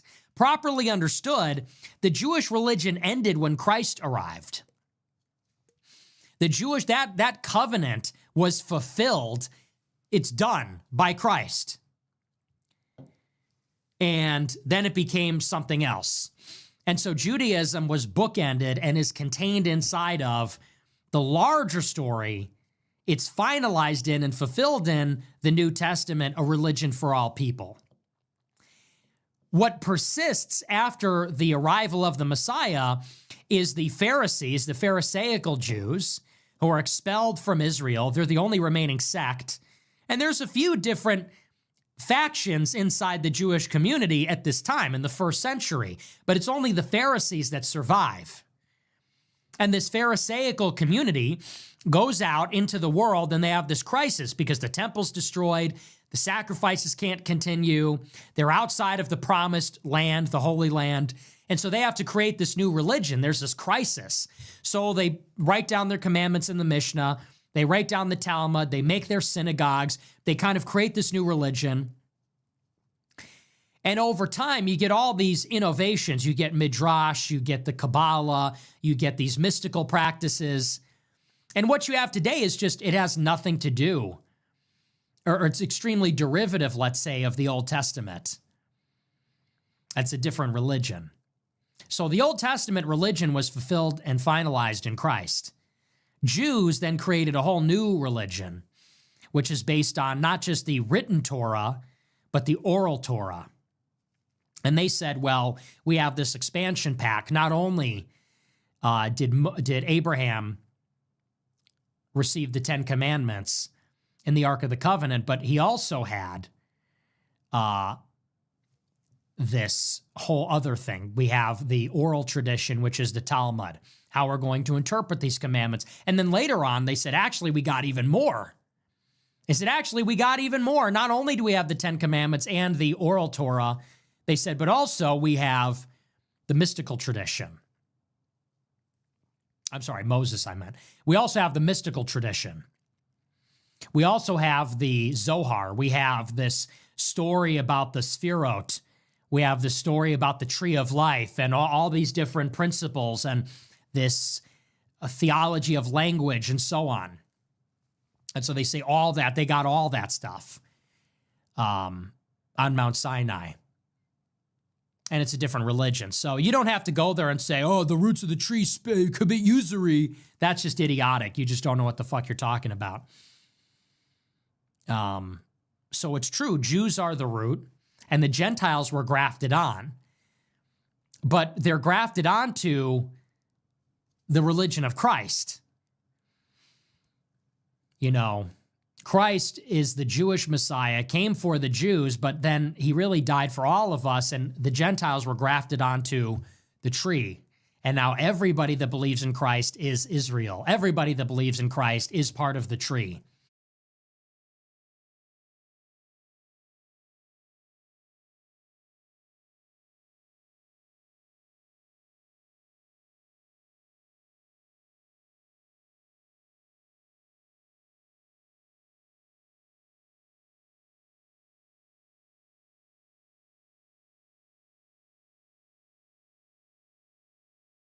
Is part of the body of Christ, is the church.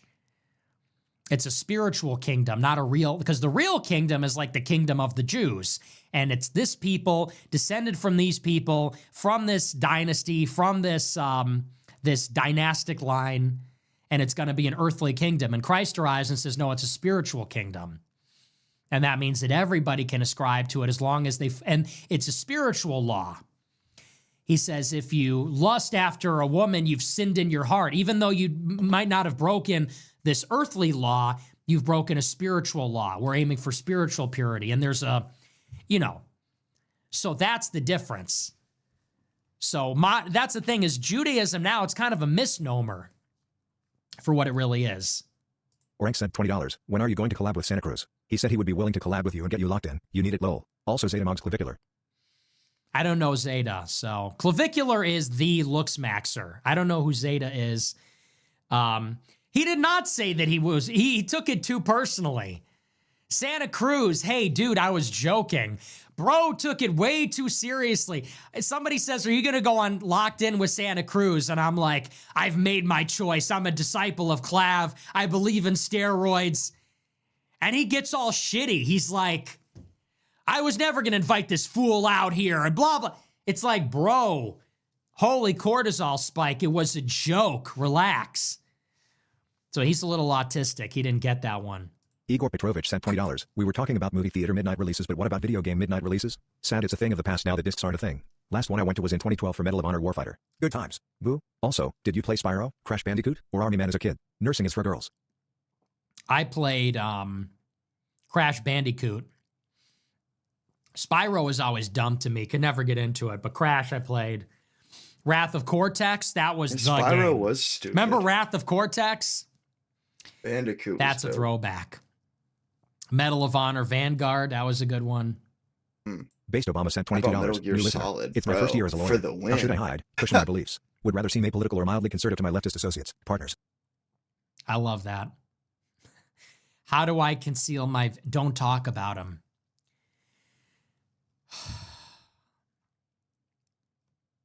So tiresome. Seriously, how stupid do you have to be to ask that? How do I conceal my views? Well, they're not written on your fucking face, man. Just don't talk about them. Are you wearing an armband? How hopeless of a human being do you have to be to ask something like that? That's like saying, how do I conceal my nipples? Wear a fucking shirt. Like, you say hide your beliefs. How do I do that? Don't fucking talk about them. Don't say... They're in your mind. They're in your mind. The only way anyone could know them is if you verbalize them. So don't do that, obviously. How do I keep a secret? Don't tell anybody. I don't know. Is that a hard one for you? Are you a fucking retard? Honestly, how stupid do you have to be? You must be a complete idiot. How should I hide my beliefs? Don't say them. They're not visible. Okay, like, does that need to be said? That's crazy. How do I hide my love for Euphoria? I don't talk about it. How do I hide the fact that I love the TV show Euphoria? I don't tell anyone, so no one will know. If I don't tell them, no one's gonna know. No one's gonna know. They're not gonna know. So don't tell them. It could be your guilty little pleasure. Ciagro sent $20. You talk shit about fruit dessert yet you like Goislop like McDonald's. How can I agree with you on so many topics yet your food preference is that of white trash? Okay, just shut up. Just shut the fuck up. Sneeko Bink sent $25. Fucking ridiculous. All of the 2A retards are normie cuts quivering that someone performing to arrest tactics got melted just disgusts me. These people have to go. Start charging these people with terrorism. Fuck these people. See, dude, I don't like all the swearing on the show, but you literally need the mindset of fuck these people. Renee Good, Alex Preddy, Ryan Grimm, Hassan, fuck them. Like, go fuck yourself. No, I'm not going to sit down and entertain. You are anti-white scum. I'm not going to sit down and say, oh, hey, pal, what's going on? No, screw you. So, yeah.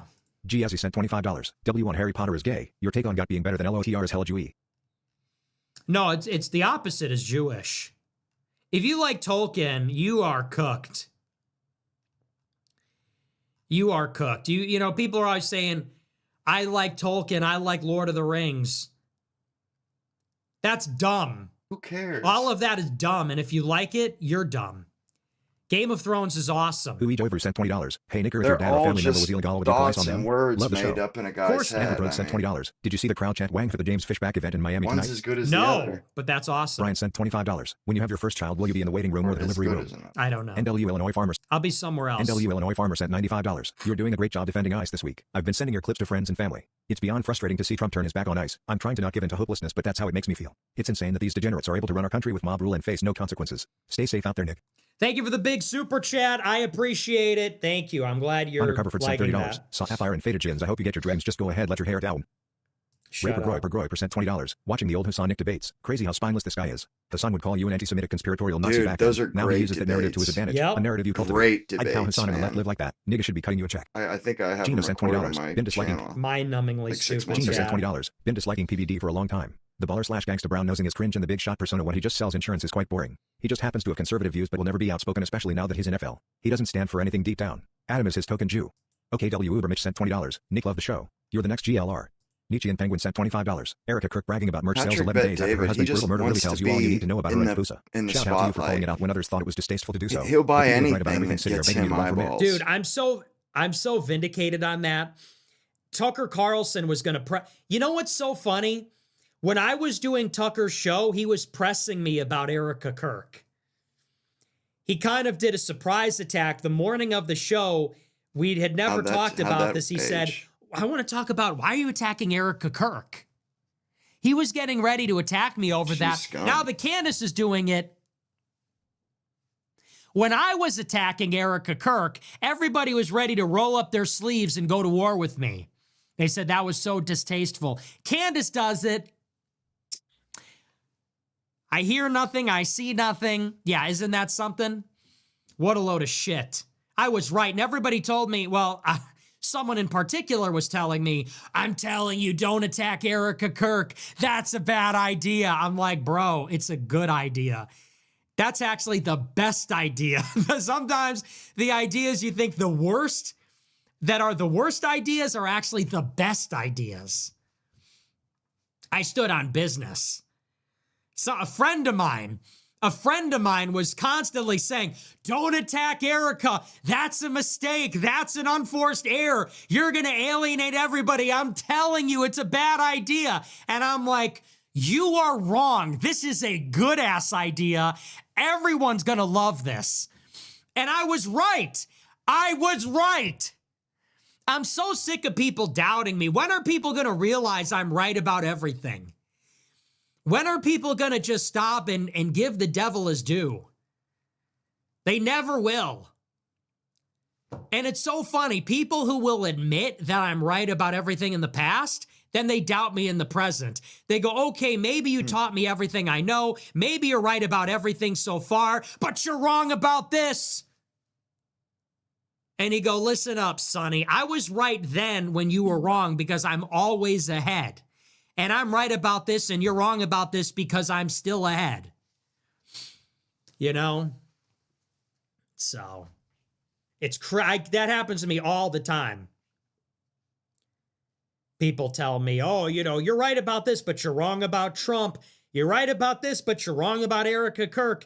You're right about this, but you're wrong about, embracing Hitler. Or yay, for that matter.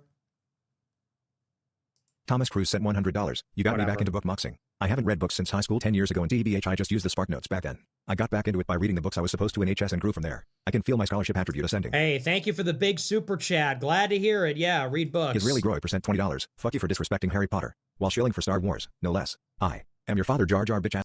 Thomas Okay. Cruz sent $100. Candace thinks water freezes at 0 degrees because the temperature gauge in her freezer says -12 and fridge says 35. It doesn't make sense to her. The freezer is so cold and the fridge would only be 3 degrees above freezing. Thank you for that. I Big appreciate Middle it. 1488 sent $20. Nick, at first I didn't understand your views on women. But man, I've had a few Groy pets come up on my FIP and they are so pick me and masculine. They talk like men. It's like they're trying to be you. Skull emoji. When will they realize we want feminine women? God bless, man. Appreciate everything you do.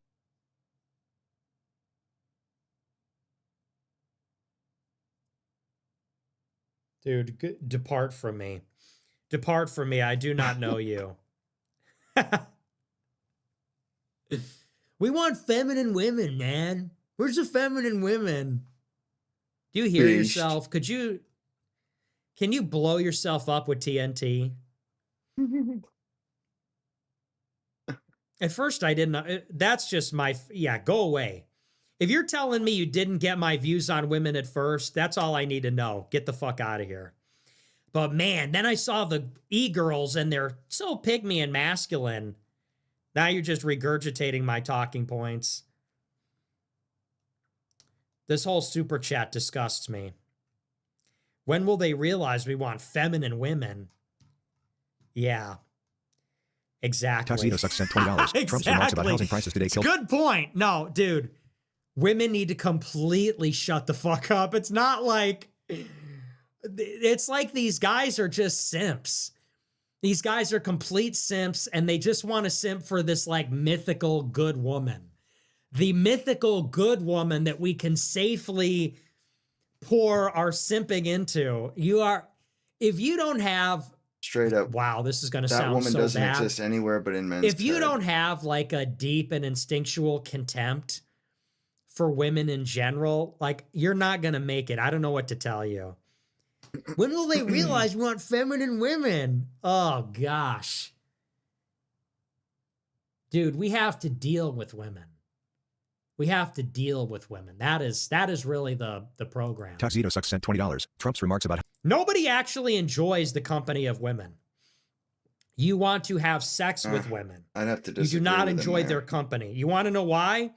Because when a guy has a one-night stand with a woman, he goes home.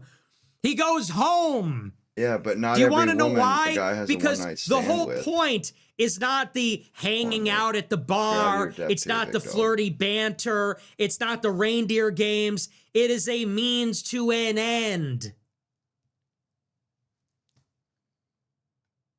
You say so.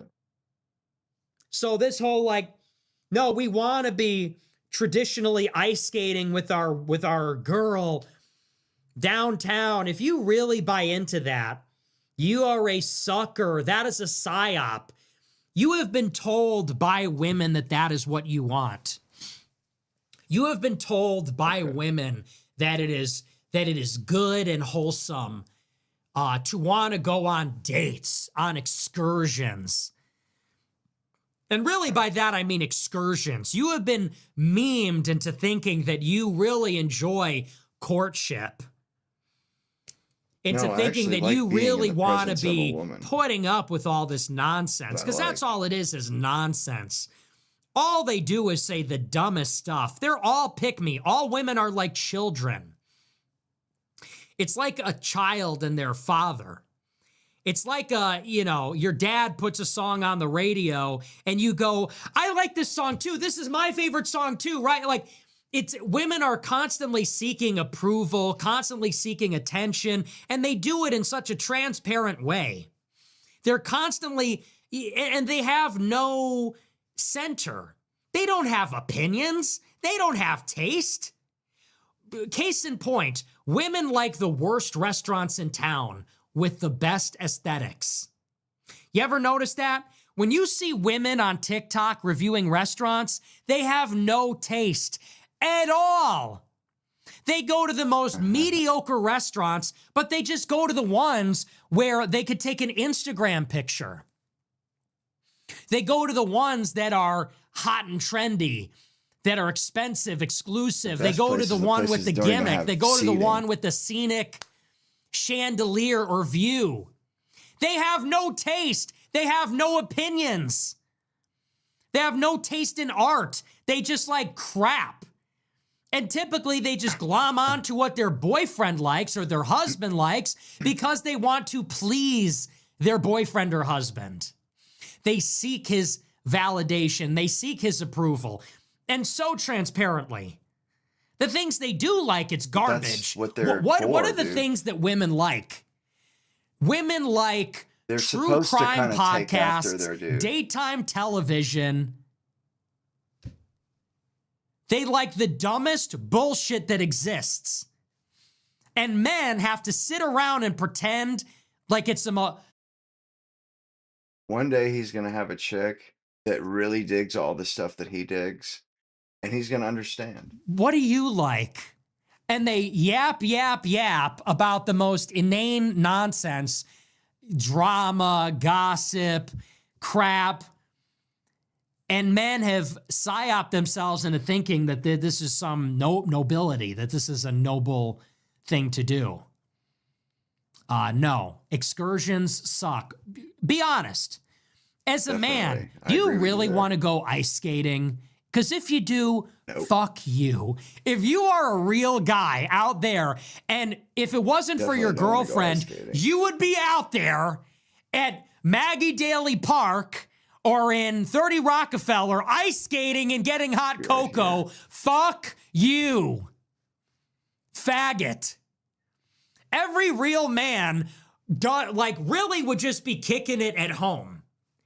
Any real guy would be kicking it at home. And I don't care what you do. Playing games, watching football, watching Netflix, doing work. Streaming.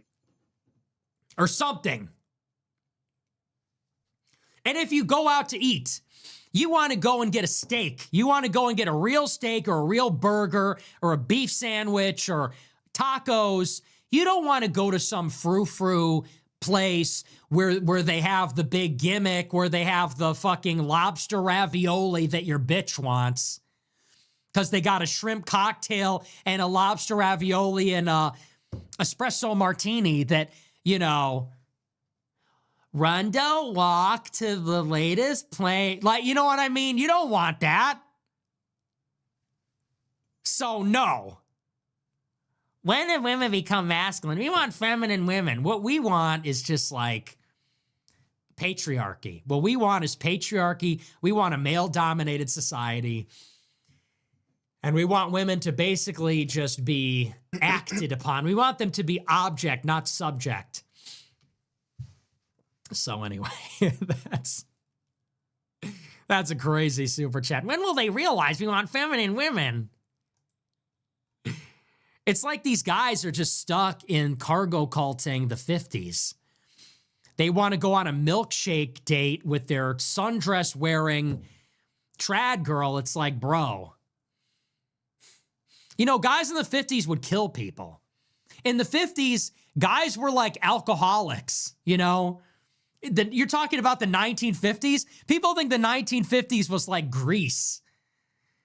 It's like, dude, in the 1950s, everybody was an alcoholic. Black people were getting the shit kicked out of them with the tire iron.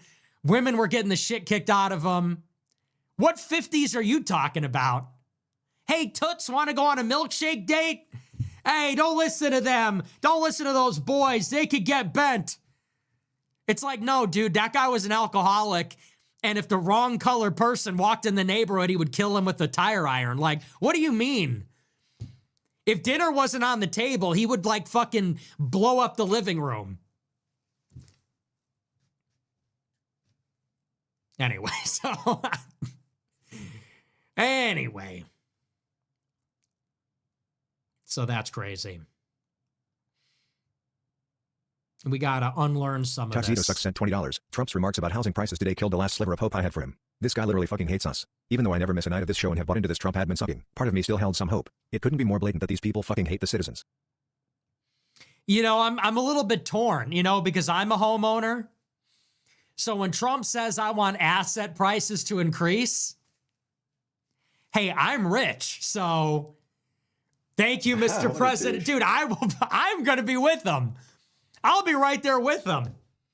Trump, we need Bitcoin to go in the other direction. Trump, we need Bitcoin and the S&P 500 back in the right direction. When he says that, I'm like, dude, fuck these niggas. Trump says we need housing prices to go up, not down. I'm like, dude, away. Based.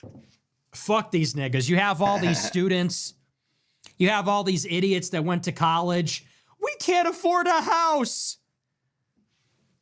They're morons. I can't afford a house. I'm 28 and I have 5 roommates. Truth. I don't know what to tell you. Have money. Have more money. Send. Make more. I don't know what to say. Get a job. Like, you have all these seething people. They identify with the working class. They go, I just want affordability. I can't afford a house. It's like, I would take that to my grave. You couldn't get that out of me. You can't afford a house? Houses are not that expensive. You can't afford a house? Have money? Sorry, I don't know what to say. Get those prices up, man. Jelk those prices up. Jelk those prices up. Let's go full max. Let's go max on those housing prices because, you know, I own real estate. But I understand why you guys are mad. I understand why that was the last straw for me. Really? It wasn't the war for Israel? War for Israel, no mass deportations. That was the last straw for me. He said housing prices should be higher. Yeah, well, that actually affects America. The last straw is that you're broke? Dude, hand up, not a handout. Don't you realize that? Haven't you tried pulling yourself up by your bootstraps? Make money? I don't know. Oh. No, I'm kidding, of course. I'm kidding. Housing should be free. They should give it Marcus out. PhD sent $20. Thoughts on the Owen Schroyer versus Shabbos Kessenbaum America First versus Israel First debate on the Adam King Show? I didn't see that. I'll have to watch it later. Problem solved sent $20. In Jewish sexual morality, the husband is not the authority. He is the obligated servant of the law, charged with providing intimacy, timing, and satisfaction, while the wife holds the right to accept or refuse. The man carries the duty, the scrutiny, and the penalties. He answers to the system, not the other way around. Yep. True. Pursuit sent $50. Anti-Semitism is a Jewish coin phrase that has subverted everybody to misuse it through press. Ask the average Joe to define anti-Semitism and they will tell you, when you hate Jews. And that's what it says when you look it up. Instead ask the person calling you anti-Semitic to define it. We cannot allow them to control these words. Okay, thank you for telling me. I didn't know that. Rabbi Shemi Zlotnick sent $20. Geography quiz. Name all 13 countries that lie on the equator. Oh, that's too many. That's too many. I mean, and that's too hard. All of them? I don't know if I could do. Good I think Lord. I did time, but I'm not going to spend all the time. Give me one with like 5. Recess sent $25. I guess the left and right don't exist because Kurt Metzger showed a picture of Bannon and Chomsky together. Also, curious how Jimmy Dore can't have you on because he needs to do more research but has on Stu Peters to drink more Candace Kool-Aid. Grape flavor, of course. Are third-rate gambling sponsors in Jimmy's future? That's did he really have Stu on? That's crazy. Jews Rabad sent $30. When you gonna get on Shane Gillis' podcast? I don't know. Ask Not him. a Qatari agent sent $40. To me, being a wank isn't just women needing to shut the fuck up, blacks needing to be in prison and Jews running society. It's kinda cultural fusion. It's kinda like women needing to shut the fuck up, blacks needing to be in prison and Jews running society. Operation Wetback sent $20. Mexicans in Elgin got a white cop put on leave and potentially fired for providing tips to ICE on where the illegals are being harbored. Fuck these third world Mexicans in our suburbs. Mexican fraud in eel alone is far greater than the total sum of all Somali fraud in the country. You just hate Mexicans. Meatbag sent $20. Take on Zoomer historian? He's an idiot. You eat turds sent $20. And he'll be a Zionist in 6 months. You eat turds sent $20. What if instead of raising canes it was called raising African Americans? And instead of serving chicken Mark Strosity sent $20. Hi Nick. Please do a segment on one of the biggest scams in the United States. It's the kosher tax on our food supply. Christians don't need to obey Jewish laws. The beloved Paul says so in Galatians 2:4-5. Please help end this Jewish theft on our food supply. Cover the symbols. Educate the masses. All right. Godspeed. Oh my gosh, dude. Jack Rab 1T sent $20. In high school I was It's sent to a re-education exhausting. course for disagreeing with the woke lessons. My graduating class was sub 80. They will leave you alive anywhere bigger. Hide your power level. You eat turds sent $20. What if instead of raising canes, Luke sent $36. Ye's taste in porn is goated. I'm not gonna lie. Some of it was appealing. Luke I'll sent just say that $31. much. Alex was pretty fucking retarded. I don't want. It's a family show. I'm not gonna go into detail. Yeah, Luke he sent was. $33. Amy Dangerfield is based. Yeah, she seems based. Seppi55 sent $20. Thank you for all you do, Mr. Fuentes, sir. 2026 the year of the Groiper. Also, I had a dream about you the other night. Home Invader 7978 sent $20. My favorite humble hat salesman. A drunk 6969 sent $100. What I like about super chatting you is you'll read it, no matter how bad it is. Unlike the greedy hook-nosed niggers Candace Owens that cherry picks super chats. Thank you for the big Taco Dog super sent chat. $20. Yeah. If I were you, then you'd be me. You'd be watching me on a generational run. B Wolf sent $20. Scrolling through Candace Owens' ex account is pure comedy. I wouldn't recommend looking through her posts unless you're attempting to retard Max. White Pill Groiper sent $30. After Trump backstabbed young voters today on wanting to keep housing prices up, it's inevitably he's impeached. Do you think anything fundamentally changes with Vance as president? Flawed Groiper sent $100. Alex Pretty should have watched those wrist rockets. Also fuck Laura Loomer. Thank you for that. It's Conk Not Conk sent $20. You are going to hate this comparison but you are so much like the band Fish. You are ultimately serious and essential, juxtaposed by inside humor, taken for granted by the retard public, and mocked by the uninitiated. Folk hero ass nigga. Rabbi Muligman 55 sent $50. Golden Age, greater than Goyim Age. When 123 sent $20. Would you consider uploading the show to X? Under like America First show a moniker or something. Not like Rumble paying you anyways. Kate Hikes 109 sent $20. Hassan's been banned from Twitch again. Groiper curse strikes once again. Kyle Lewis 737 sent $50. The moon landing is a story of wide excellence? That's satellite tech. The moon landing is a Jewish fairy tale about a magical black woman. If it's more, why is Tang the peak of the lunar exchange? Bigard 1857 sent $100. Only thing keeping me white pilled is my belief in Christ and the generational run. So hard not black pilled. You're so right they're cutting us from what the popular vote wanted. 42% of our own kind. Thank you for that. Aquarium Grow I% $25. Was thinking about what you said. I think Candace thinks the root word of architecture is texture. Lamau. I think you might be right. Bigard 1857 sent $150. One is murdered and our family is raped for a crew of Somali scammers. So sad what has become. I'm sick of the bullshit. We won, we shouldn't have to reach across the aisle. But only one man read the cards and knew it was to come of this administration. Sorry for the rant, usually don't say much. Thank you for all you do, God bless you, Nick. Hey, thank you for the big super chat and all the support. Big Red, one of our guys. G36 Bubba sent $20. Appreciate My buddy who works it. at Lockheed got called in for a Saturday shift. Looks like the production line has already ramped up for Iran. Praying for everyone involved. You as well, Nick. God bless you, man. Thank Keep spreading you. the truth. Thank Luke sent you. $31. Thank Jacob Frey you. thinks he's on a Netflix show. Yeah. Joey Allen 904 sent $20. The problem with noticing is you can never unsee it. There is no more normal existence. It's a gift and a curse. The confirmation bias is real. Discernment is now the #1 skill required. Yep. Judy Newcomb 10 sent $20. Hey Nick, I'm 17 from Arkansas and got my USA quarter zip. Wang hoodie. America Let's first hat and America go. first mug to flex on all the left scum. Keep cooking. Based from Arkansas, huh? Down in Arkansas. I've only been to Arkansas once, and I didn't love it. But W Southern Groiper. I was going to say hillbilly, but I think you'd be offended by that. Spencer Carr sent $50.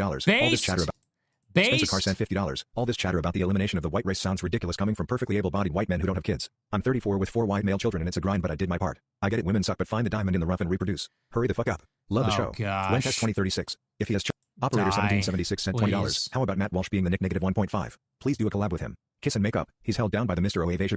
Odyssey 2401 sent $50. Love the show. Thank you. Shady Slimage sent $20. Babyface Nick is back. True. Alexia HH sent $20. I opened your live and I'm devastated that the mustache is gone. I'll need to seek therapy now that my mustache fine shit hath left me. I only wish we had more time. Farewell, my sweet friend. Yeah, Zane yeah. Brenda sent $50. Make America first again. Yeah. Kamardi 8934 sent idea. $20. Nick, me and my buddies love your stuff and watch every night. Graduating HS soon. Could you drop a positive senior yearbook quote? Appreciate you, brother. Christ is king. Bro. Latin cross emoji. USA emoji. God There's bless. like a million to choose from, really. What senior high school quote should I do? There's like a million clips. The Bry Guy Grow sent $30. Hassan better spend more time learning to swim and less time being a gay boy beta cuck. Bring the bricks. America first, you Okay. dirty Turkish dish rag. Also, what the fuck, Rumble? I'm trying to watch my nigga Nick. I'm on that few and Daniel. Yeah. Fetty Pop sent $20. Hey Nick, I only recently discovered you over the past few months. I'm happy I didn't listen to all the retards that said you were a bad person. I Let's changed my COD go. name to Wank. Base. You're awesome. All right. Battle Epic 21 name. sent $20. What would your advice be to military grow wipers with aspirations of moving into intelligence agencies? Avoid or peruse? Saw you say seek government power. Curious if you think CIA is worth changing. More like infiltrating. Boyvin Bone sent $50. Watch the 5th interview on NXR. I was thoroughly impressed. Your intelligence really shined through. I had to show it to my dad and he's a fan now as well. Let's Love your go. content, Thank man. you. Sarah Thank sent you for $20. doing that. Thanks for making me Awesome. laugh as a Mex. I'm rooting for you. W Plato's Max. Progeny sent $20. Did you see yesterday's friendly fire on the Daily Wire? Noel seems to be warming to you. Clavin lectured them about how you're evil and unfunny. Noel says he's funny under his breath instead. I did not see that, but who cares? They're cowards. Candace Owens pronounced George Farmer as Georgie Farmer when they first met. Grower sent $20. Candace Owens once spent a whole week running around with a net trying to catch stars out of the night sky. Yukio Mishima is the goat sent $50. Thoughts on Transformers? Based? Dumb. It's a truck that Say turns Alicia into a sent $50. robot. First chat. Dumb. I've been a mug clubber since 2019. After the interview with Steven, I've made the show a part of my day. Let's go! Thank you for all your hard work. Can't wait to see what you bring moving forward. Thanks a lot. Kopiyoki once sent Appreciate $20. it. Many on the left believe Israel is a U.S. satellite. Desto anti-Israel pairs well with anti-government anti-American sentiment. Stay-at-home Mog sent $20. Heard Clams Casino in your standby montage. I'm God is top 10 goat for me. Also, my dad was Mexican and used to say fucking pie sauce on the regular LOL. You remind me of him. Red heart emoji. Lost him in June. Broken heart emoji. I remind you of your Mexican dad. Austin Eckes Thanks. sent $20. Most European Jews were legally barred from Palestine. Well, I'm like my Mexican dad. Austin Eckes sent so- $20. Most European Jews were legally barred from Palestine. Once World War II began, Britain tightened restrictions even further. Ships carrying Jewish refugees were turned back, detained, or interned. Hopioki once sent Thank you. $20. A Turkish coworker told me beat your wife every day because if you don't know why, she does. Talking Thashit sent $25. That's good. I like Talking that. Thashit sent $25. Few people are as full of shit as Roseanne. Spends a lifetime pushing degeneracy. Magically sees the light after October 7th. Gets welcomed in by Dinesh and the Fox News crowd with open arms. That's Pathetic. crazy. Yeah, Josh Black it's sent amazing. $20. Beat your Nothing wife more every irritating day and disappointing 'cause than 2A supporters taking the side of prey you don't because they know somehow why think it's an she attack on does. gay rights when it obviously isn't. The inability to understand that ICE is actually trying to save your kids and grandkids and isn't some oppressive police state is mine. Stu Yeah. Ain't sent $100. Random. Yeah, I Your literally hands, palms, said up that here, in response to Brian Krasenstein earlier. Like, bro, you're going to sell out your countrymen and your countrymen's kids. Jordan M. Nelson sent $20. Thoughts on the Scottish Green Party having a meltdown over Trump flying out and arresting the captain and first mate of the oil tanker Maduro style. They know they can't do a thing about it. Lol. Smiley face emoji. No thoughts on the Scottish Green Party, actually. King Don't Julian give sent a shit. $50. Palestinian ancestry here. Our homeland was erased by massive illegal/legal immigration and refugees, Jews, under British rule. Don't Palestinians care. were unanimously against it but had no power to stop it. Enraging when I see Palestinians here in the U.S. opposing border enforcement and supporting the same policies that destroyed our homeland. Brainless libs. A TX Nana sent Yeah. $100. Ban and more room posse here. Began watching your streams last fall. You're authentic, wise with a kick-ass sense of humor. This generational movement gives me hope. My grandson and I are the family gophers, converting the others. Love your show and content. Thank you. Praying for your protection, safety, Hey, and success. thank you America very first. much. Go We hard. love Godspeed. Praying gesture emoji. Bannon War Room. Welcome here. Thank you for the big super chat. I appreciate Neocons it. by Reality sent $30. Pretty good show. Your Oh series my- with Joel Webb how is many masterfully more done. times Some are of we the gonna greatest hear content on that the fucking generational run. stupid And joke? Patreon cancels him for it. Really? No X checkmark. The Clubacast. This Pretty paid man. good, Pop pretty 24 sent good. $20. Shut the Started watching fuck the show a up. week ago and absolutely it. All my right-wing friends are saying Pretty Oh Bidden my deserve to die and ICE is gosh. unprofessional. Okay. They are falling Who for a cares? King Julian sent $100. People comparing ICE, He's IDF all are devoid of buggers or logic. something. ICE is enforcing our laws in our country. IDF is an illegitimate occupying force operating Thank outside their you borders. for. Funniest I thing is these idiots literally noticed an ICE said office in that Tel on the Aviv and- show yesterday. Thanks So now it's your turn to say what I just said. Amazing. Thank you for this totally important super chat and message. Let's use the full character limit to just say it all over again. I said it and resaid it and said it again. Let's use the full character limit to say it again. Totally necessary. Groiper Mom 1776 sent $25. Oh my We're officially in the tragedy gosh. zone. The moment has to be met accordingly. Keep demanding the Insurrection Act. Anything less is for pussies. By the way, I'm already in power. We're here and we're growing. That's as much as I Awesome. can say. Love to you. hear it. Tim Wilson God bless. 2005 sent $20. Joseph Smith had multiple wives. One was 14. He also didn't F with Nikas. Joseph Based Bag False 69 sent religion. $20. You better keep that same energy for Alex. I know we all love Alex. Don't rape Sneeko anymore sent $25. First time super chat. Nick, the last few nights you've talked about Star Wars, LODR, Game of Thrones. I gotta know, as a fellow Zoomer, what's your take on Transformers? Gestapo Groiper sent $20. Hi Nick, you said if JD Vance condemns AF, we defy GOP status quo. Byron Donalds condemned you and Tucker. If Fishback loses GOP primary, should we vote Democrat not in solidarity? Palestinian lesbian sent $25. Was the Trump assassination done by neocons or Mossad? Or did they just manipulate the story after?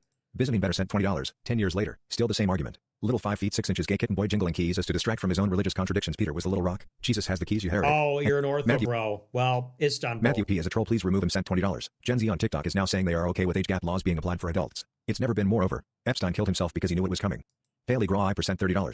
He will rise from the grave, and the whole world will see that he was Haley Graw I right. % $30.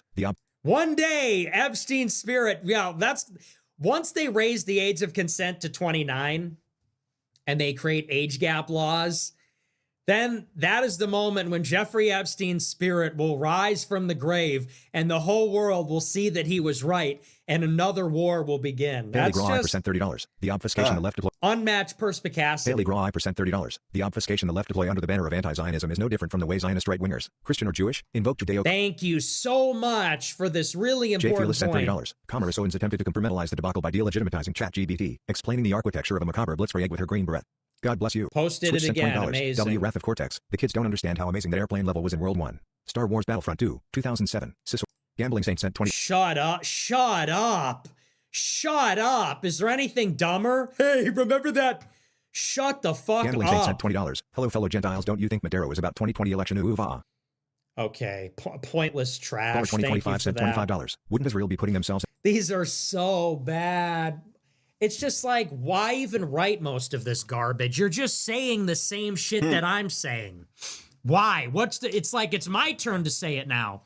I say this shit for 60 minutes, then you get on and say, now it's my turn to say the exact same thing. It's just like we're doing the show with TTS. Let's take every sentence of the show and then let's just pay money to do the same show in TTS for another hour. Good idea. Make him read it. Hello, fellow Gentiles. Don't you think Maduro? That one doesn't even make sense. Jews aren't saying that. It's like idiot QAnon people. It doesn't. That joke doesn't even make any sense. Dollar 2025 sent $25. Wouldn't Israel be putting themselves into a corner if Iran is out of the picture? No. Their main adversary in the region would then be Turkey, which they couldn't just bomb them. You are so stupid. You should stop paying attention to politics. Lorna Jean 87 sent $20. I may be dumb, but isn't criminal illegal immigrant a redundant statement? Anyways, keep up the good work. We explained it yesterday. Ciagro Win sent $20. Dude, when do we get another Sam Hyde collab? I have that episode downloaded and every time I listen to it I learn something else. Let's just do one every day. I did one in July. Let's just do one every Anglo single Acadian day. sent $20. Tolkien hated the Roman and British empires, hated imperialism and was a Philosemite. He was not on side. Oh, okay. I didn't even know that. That's actually, wow. See? Okay. That's another instance where I am based without even knowing it. I didn't know that. Now that's a good super chat. That makes perfect sense. Dude, that actually makes perfect sense because I always hated Lord of the Rings because it's about these like pussies. It's a movie about these little babies and their magical friendship. And I just think that's gay. I don't want to watch a movie about a bunch of short people crying about how good of friends they are. I All want to dudes. watch a movie about like people killing each other. And I always felt that way. I always felt like no one should like, why does everyone like this movie if the main characters are so boring? But now that makes perfect sense. If the guy is like one of these people that hates Empire and all of that, then that makes perfect sense. Wow. So I'm implicitly based for always hating Lord of the Rings. W me. I just don't get the appeal. if the movie was all war, if it was all like, you know, huge battles between armies, that would be cool. But the movie is like, It's about the it's about this like relationship between short the guy who hobbits. keeps crying, and like whether he has real friends or not. Like there's too much of that. There's too much. It's like Sisterhood of the Traveling Pants. There's just like too much crying and carrying on and like, I'm Tolkien sorry, was just I didn't trying to mean say take the that not everything is money, and you know, the best parts of life sometimes come from friendships. It's okay. I forgive you. Like, okay. And they're defenseless. I don't want to watch a movie about defenseless people escaping. I want to watch a movie about powerful people killing everyone. You know what I mean? Do you get me? There's enough of that already. My favorite genre of movie is like there's a white male and he's the best at what he does and he's able to get out of any situation. Jack Bauer, Liam Neeson, that sort of thing. That's my favorite genre. I'm good. Like the archetypal hero is Jack Bauer. It's like badass guy, like gets out of Braveheart every situation. Nobody can step to him. Nobody can beat him. That's my favorite movie. My favorite movie is like that guy. And I feel like The Hobbit is just, it's like a video game where you don't have weapons. You know how there's certain video games where it's all about stealth and like avoiding enemies and hiding? I always hated those games. Splinter Cell. And that's what Lord of the Rings feels like to me. It's like a bunch of weak, defenseless people being pushed around about the and story. losing for 2.5 of the movies.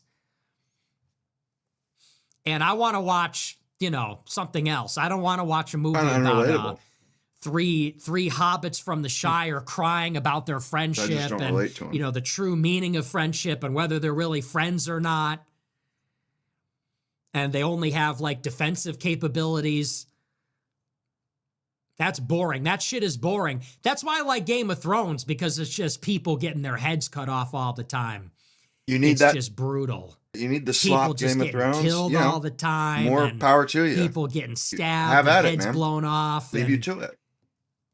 That's good. Now that's entertainment. That's entertainment. I don't want to.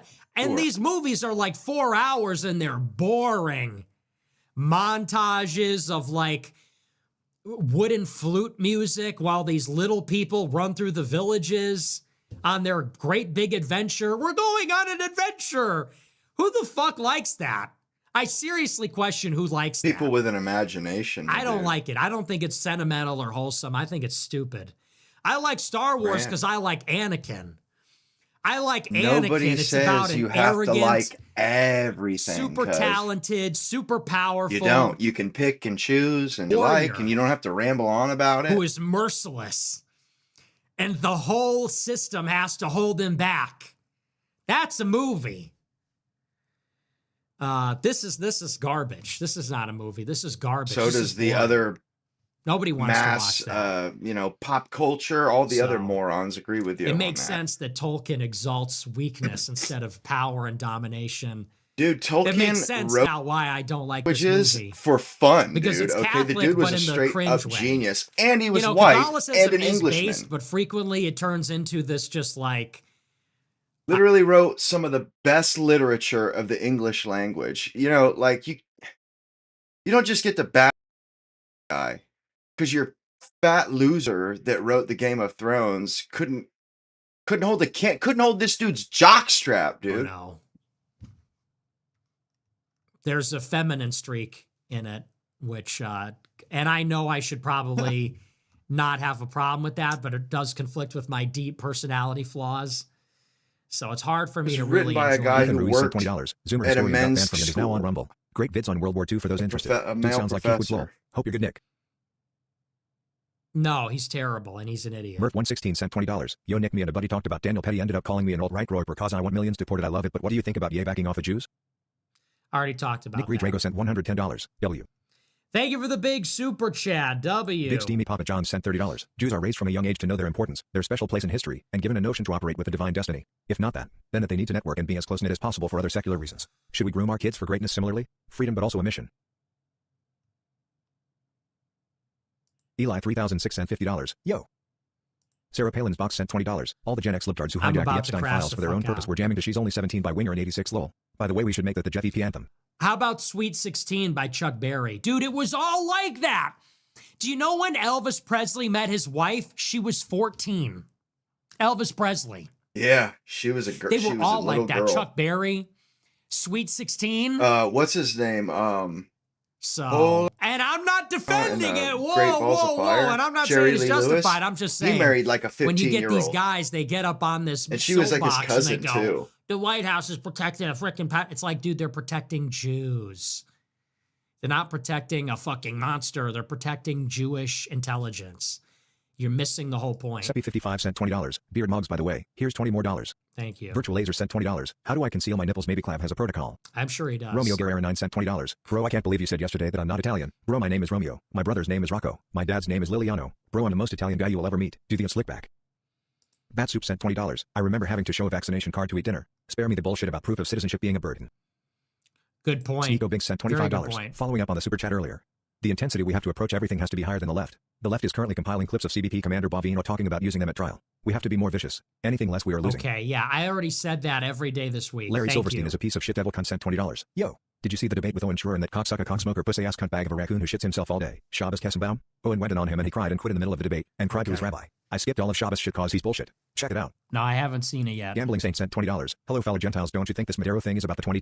Yukio Mishima is the goat sent $20. Transformers is really political. Autobots equals patriotic America defending freedom. Decepticons equals globalist tyrant seeking control and domination. Oh my It's all about gosh. sovereign. Drewster sent $25. First time super chat. Love the show. Artemis 2 launch window opens on the 5th, sending humans back to lunar orbit for the first time since Apollo. Any plans to talk about it on the show? Shit's fake anyway.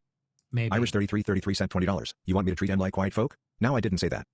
Granite State Roy sent $20. These are painful. Take the gold deal. Seriously, at this point, it's like... Lyric Terror sent $20. Huge Honestly. W to Wurzelroot for the tweet that got 1 million likes on the timeline. Did it? I didn't even see that, but congrats. Misfit W. Crusader sent $25. I've been a big fan for a long time, but just ordered a Wang shirt as a 98 Mexican from Gage Park, Chicago. Can't wait to wear it in the hood. Yeah, wear it in the hood. Hey, Holmes. Yeah, wear it in the hood. Love it. W Mexican. Alabonk sent My $20. nigga. The clean cut shaven lighting is definitely Homeboy, defying what cheekbones up? and jawline tonight. Thanks for making this grandma laugh. All Stay single, all right. women are crazy. Let's go. Based. Grandmas are based. Grandmas, moms, based.